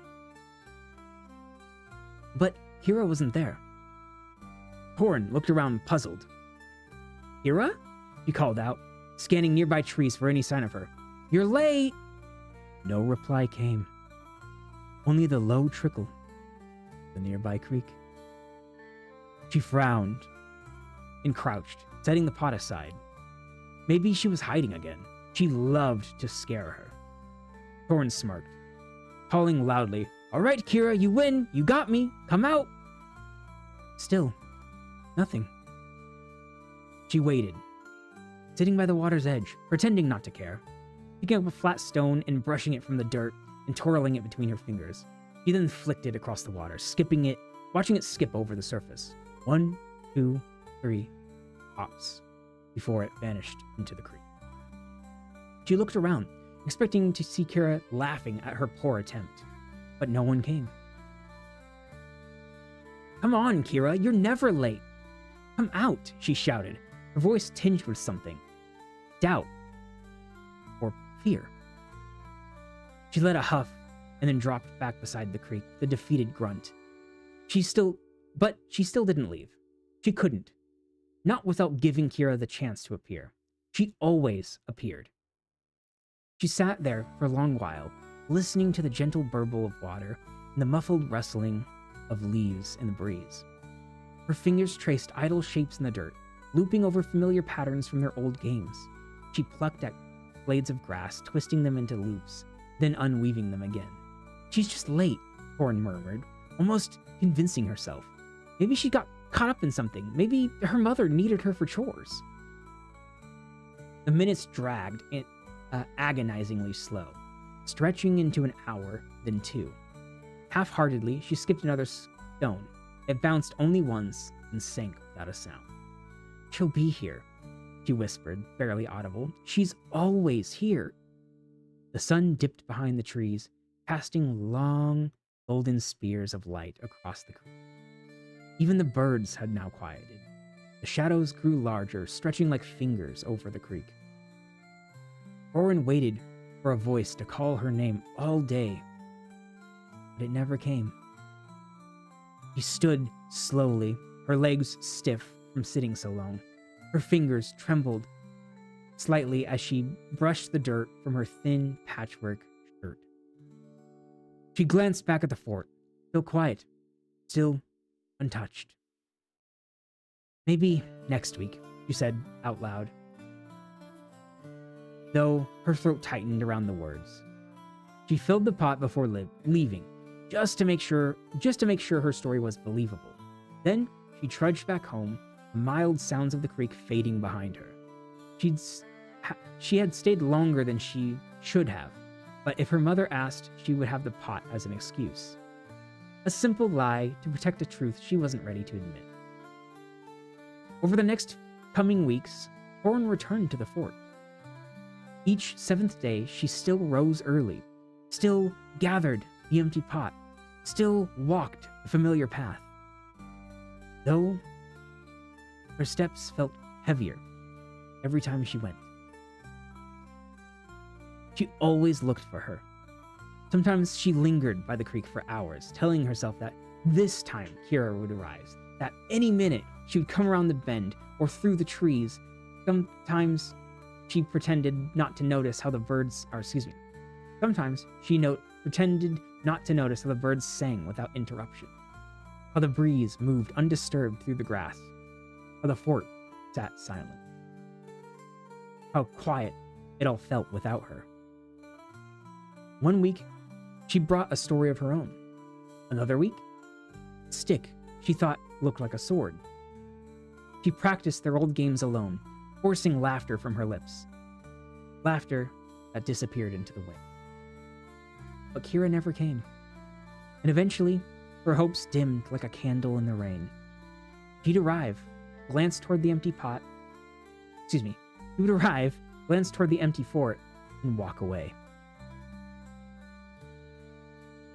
The woven grass bracelet, one evening, I went ahead of myself there.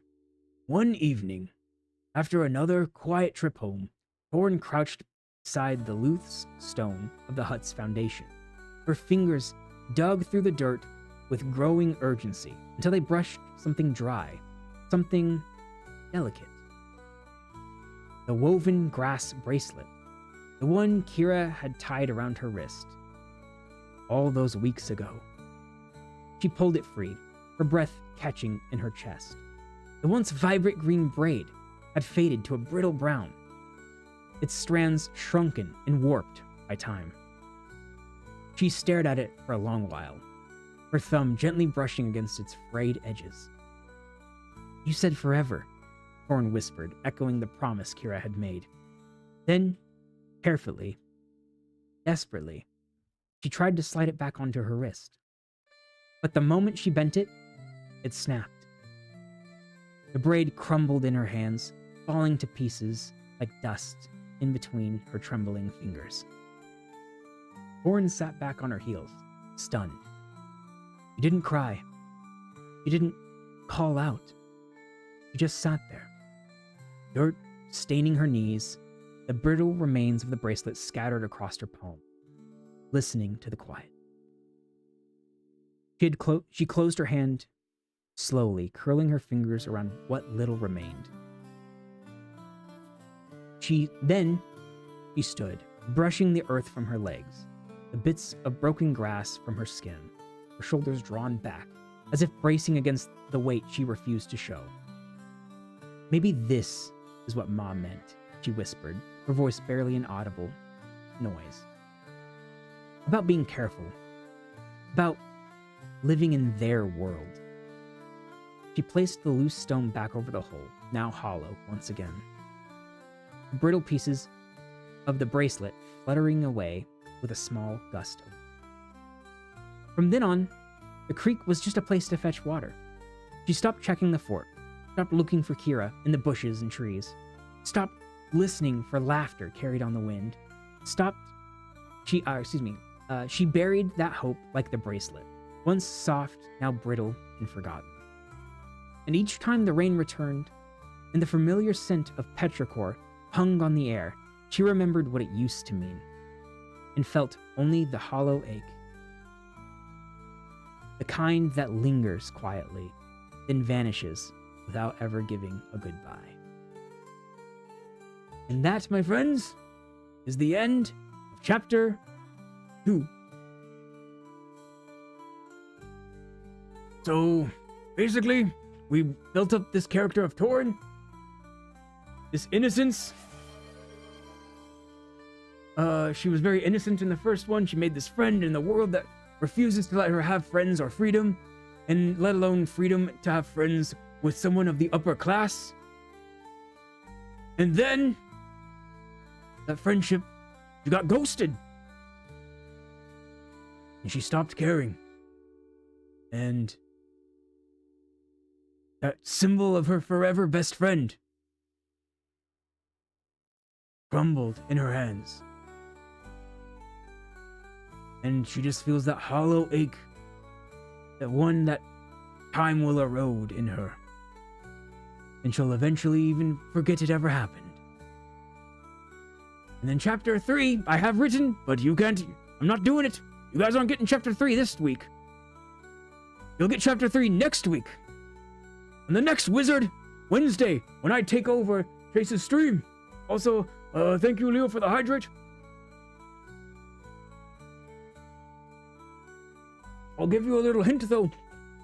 We do a time jump. We do a big time jump in chapter 3. And it gets even darker. Basically, every single chapter gets way darker as you go. So, it's fun, dude. But yeah, hopefully you guys liked the story. I look a lot like Chase. No, I don't. What the fuck? What are you talking about? Noni, never mind. Hold on. I give you the friendship bracelet. Never mind. Where's my book? Hold on. All right. Noni, no friendship bracelet. Get wrecked, nerd. Wait, hold on. Hashtag forever alone. All right, there we go. You mess with the wizard, you get the gizzard. You know what I'm saying? You don't fuck with Testiculus Torsius. Just my name. Mortals, hear me? Testiculus Torsius. But yes, next Wednesday we will continue, because I'm only on chapter 4. I mean, not me, shit. Chase is only on chapter 4 currently, but he's writing it every day. This is like when you find out Santa at the mall isn't real. I don't know what you're talking about. That's a real Santa. I sent him myself, personally. But yeah, so we'll be back next week in the city of Valesport. We'll be back next week with Torin and whatever happened to her friendship with Kira, a high bright elf. We'll be back. But yes, to give you a little, how about this? I'll give you a little intro to next week. A little palette teaser. The next chapter.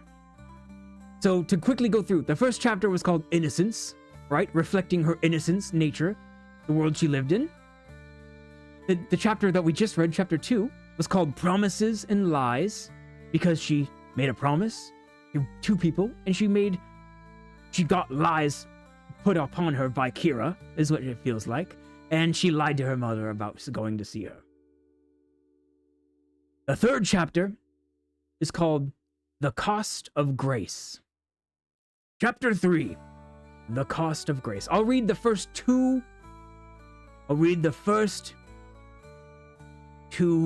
paragraphs for you, and then we will leave it like that. Chapter 3, The Cost of Grace. Years passed. A decade of hardship hardened Torin. The girl who once played make-believe beneath the bows of the creek, was long gone, lost to time. In her place stood a young woman carved by obedience, honed by monotony, and dulled by the daily grind of survival. Her hands had grown callous, her skin toughened by work and weather. They no longer trembled when they bled. And that, my friends, is your little teaser for Chapter 3, The Cost of Grace, where we will come back to see what has happened to a now young adult, Orin Mudvayne. She was a young child here in chapters 1 and 2. That child is long gone. Orin Mudvayne is now a young woman in this world that is not designed to make her happy. So, my friends, I hope you enjoyed the first 2 chapters of Ascension. We will be back next Wizard Wednesday for Chapter 3.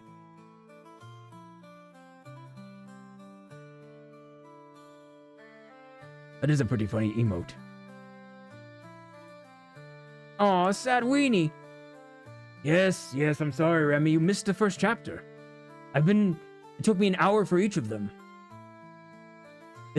We will get to Chapter 3 next week, where we dive into Torin, who's older, more hardened by everything that's happened to her. She's forgotten the happiness she once knew. She's a young woman trying to survive in a world designed to oppress her. So hopefully you guys liked it. This is, hold on. Let me go grab Chase real quick. Like he feels the need to say something before I leave. So, this is Testiculus Torsius. I'll be back next week to read you more. All right, hold on, one sec. Hold on, let me tip my hat to you. Thank you for being here. Thank you. All right. Hold on. Chase, where are you? Hold on, dude. All right, I'm back. Hey, what's up, everyone? Hopefully, Testiculus Torsius, hopefully he gave you a good reading, a good show. But yeah, dudes, I hope you liked it. I had a lot of fun doing it, setting everything up. There was a little bit more I had intended to do. Why do I have a wizard robe? What do you mean? This is my jacket, dude. I don't know what you're talking about. I got knocked out, dude. I don't know what happened. There was like a portal that opened. And then I saw like this little sad elf girl, this little sad purple elf girl, and then I woke up and I was back here. I don't know, dude. I don't know what happened. But yeah, I hope you guys. Oh, you got your name written? Oh, yeah. Dang, dude. Boy, some wizard dude was talking mad shit about you. Oh, fuck. Damn. He said something about wanting to touch balls or something. Fair enough. Fair enough, brother. But yeah, guys, I had a lot of fun doing this. Hopefully you guys enjoyed. I know the stories aren't really everyone's cup of tea, but had a lot of fun. And if I can have a moment of genuineness before I end and go eat dinner, it was a lot of fun. And I really enjoy bringing you guys into the world that I've created. And someone quote that. Thank you. Check Discord? All right, hold on. Let me check Discord. Uh-oh. Is it a clip or what part specifically? Ain't no way. I do look like the wizard. That's pretty funny. That's pretty funny. Hold on. Let me pull that up for people on.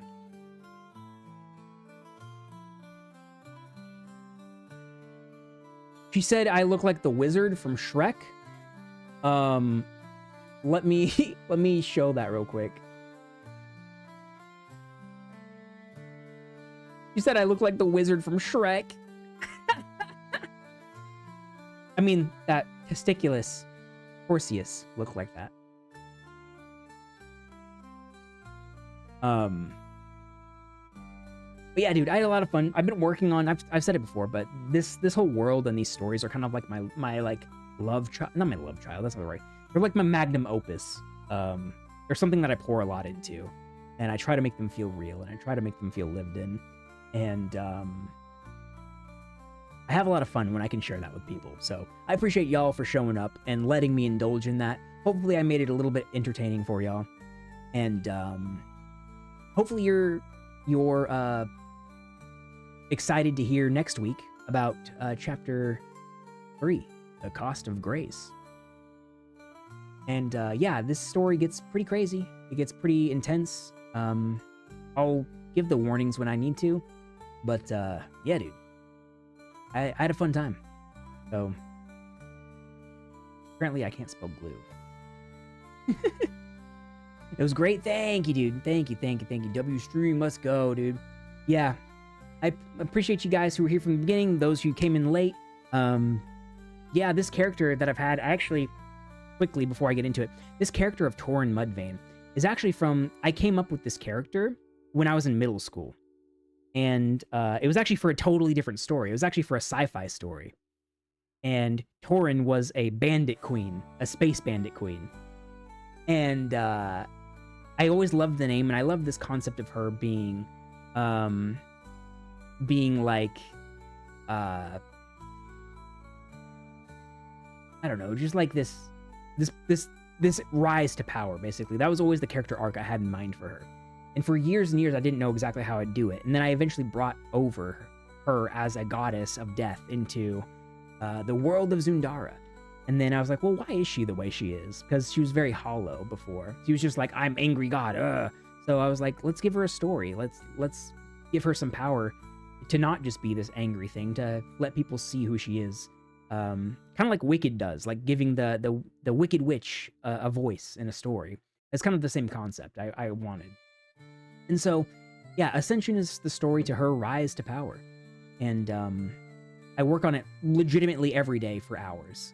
So, and I try to refine it and make it good. But yeah, guys, thank you so much for being here. Seriously, it means the world to me. Like, I cannot stress that enough. That when y'all show up for my dumb shit, it means the absolute world. And yeah, I'm gonna get out of here now. I'm gonna raid out to someone. You got my attention enough that I ain't watching Bat Stream. Hey, perfect, dude. I'll take it. No, it's all good, boy. You can always watch the thing, or I'll send you thing. Oh, are we in ads? All right, hold on. We'll wait for Rambo to get back. But yeah, guys. This has been like a labor of love for me, and yeah, hell yeah, brother. We're here for when you game and do dumb shit. That's what the community is for. It's true. It's true, and I appreciate y'all for it. Yes. I have a whole bunch of stories planned for Torin. She's going to be a reoccurring character in other stories. She's going to be like, you know how there's the MCU? I'm making the Zundara universe, the XU. And she's going to be reoccurring. And she's going to change a lot. She's going to change depending on who's telling the story. Because the world sees her as like a villain, as a monster. Actually, dude. Oh, no, I should wait. Should I wait? So, all right, here's the thing. I've been writing this thing. On top of Ascension, the book Ascension. Yeah, she's kind of like an anti-hero, I guess. Like, I want her to be believable in the sense that she, you can understand where she's coming from even when she does insane things. And she does, like, these awful things to other people. Okay, I'll give you a preview. So, I don't have the music for it, right? I don't have the music for it. So, you're gonna have to bear with me when I do this. It's gonna sound kind of jank. But I've been working on a musical adaptation to her story in Ascension. Because, I love music. I always be loving music. And so I figured you know, why not write a little song or two for her? And I have like 8 or 9 songs for her. And we'll leave you off with this one. And this one really describes, you won't understand the context of it fully, but you'll hopefully, knowing where Torn's story leads into, because I told you that this isn't a story necessarily of vengeance. This is a story of like a reckoning, of breaking the system that broke her, basically. So with that being said, let me make sure my mic filters are turned off so you can hear. I'm just gonna hit a beat like middle school kids do on my chair. And I'll sing you the song and then we'll be out. So it's gonna be awkward as fuck, but hey, it is what it is. I know how I want it to sound. When I'm singing it, imagine like cellos and shit and a slow methodical beat to it. But let me turn off my pop filters and stuff so it doesn't noise gate it. All right, so y'all should be able to hear that. Okay, so here it is. Ready? This song is called "The Monster They Made." My chains rattled in the darkness, cold seeped into my bones. They couldn't make me a martyr, so this world will be my throne. Decay scent grips every wall, blending right into the stone. My mother's face a silent scream, my father breathes a breathless moan. They did this to break my will, to crush my soul into dust. But I've got time and I've got patience, I've got rage and I've got trust in myself and this new power. They will cower, they will die, they will break when I am free. They couldn't stop me if they tried. Every head shall bow in silence, solemn quiet heed my words. I seek not to be so vengeful, I seek not to be a curse. Even the dead now rise in anger, and my justice shall be served. They scream that I'm a monster, filled with hate and endless rage, but I am just a mirror. I'm the monster that they made. Their cruelty lit the fire, their torment gave it breath. They are reaping what they sow when I wield powers of death. There's another whole verse to it, but that's basically the gist of the monster they made.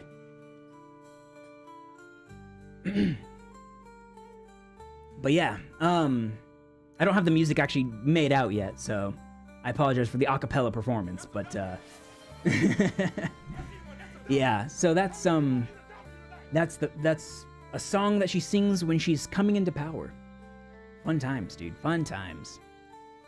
So she goes from that innocent little girl to that, the monster that the world made. So, yeah, dude, it's a fun time. So one last time, let's give a shout out to Torn Mudvayne, the Empress of the Dead. Oh shit, I have to do it because I'm chased now. Damn it. All right, hold on.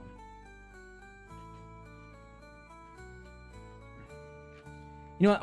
I'll do an extra one for I'll do an extra one because Leo tried to get me to do one earlier. So yeah, I know.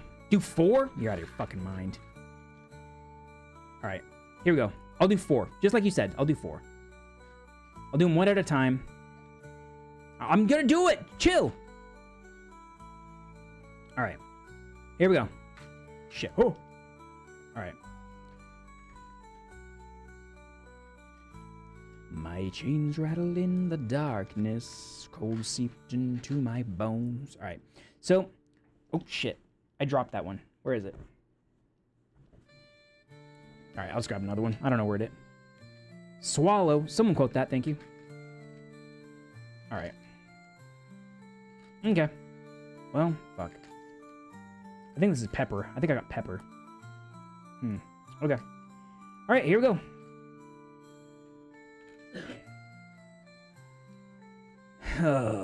Yeah, dude. I haven't eaten dinner yet either, so this is gonna be great. Alright, 4 different ones. We'll start with this one. Oh, hold on. Torrin's in the way. Torrin, can you get out of here? Thank you. Alright. We got this one. I think this one's pepper. Yep. That's very peppery. It's like someone just poured pepper straight into my mouth.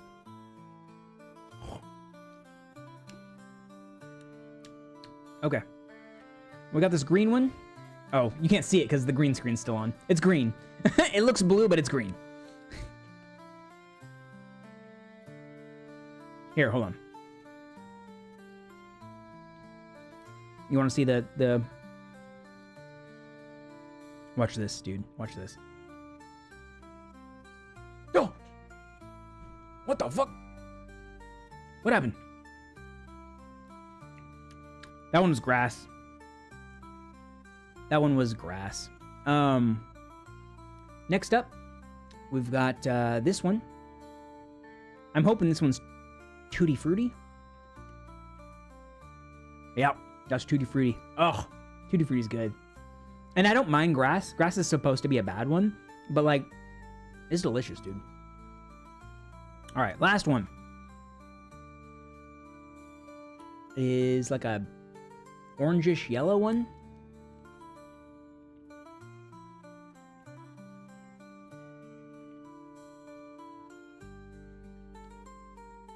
It's true, dude. Okay. That one, I don't know what it was. It was good, though. I think it was candy floss, which is cotton candy. That's pretty good. So I got 3 good ones and only 1 bad one. Hell yeah. That's a W, dude. Yeah, the toothpaste one is good. All right, dudes. Well, again, thank you so much for indulging me in this. I'm going to be back next Wednesday.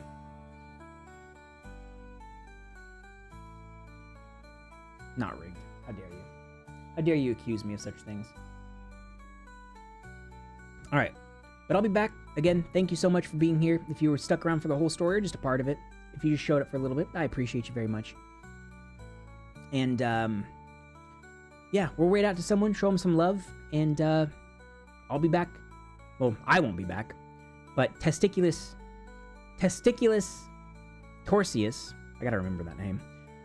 Testiculus Torsius, he'll be back next week to, cast more spells. Hopefully he'll have some more pictures to show in the portals. And, yeah, dude. Anyway, I'll see you next time. Later.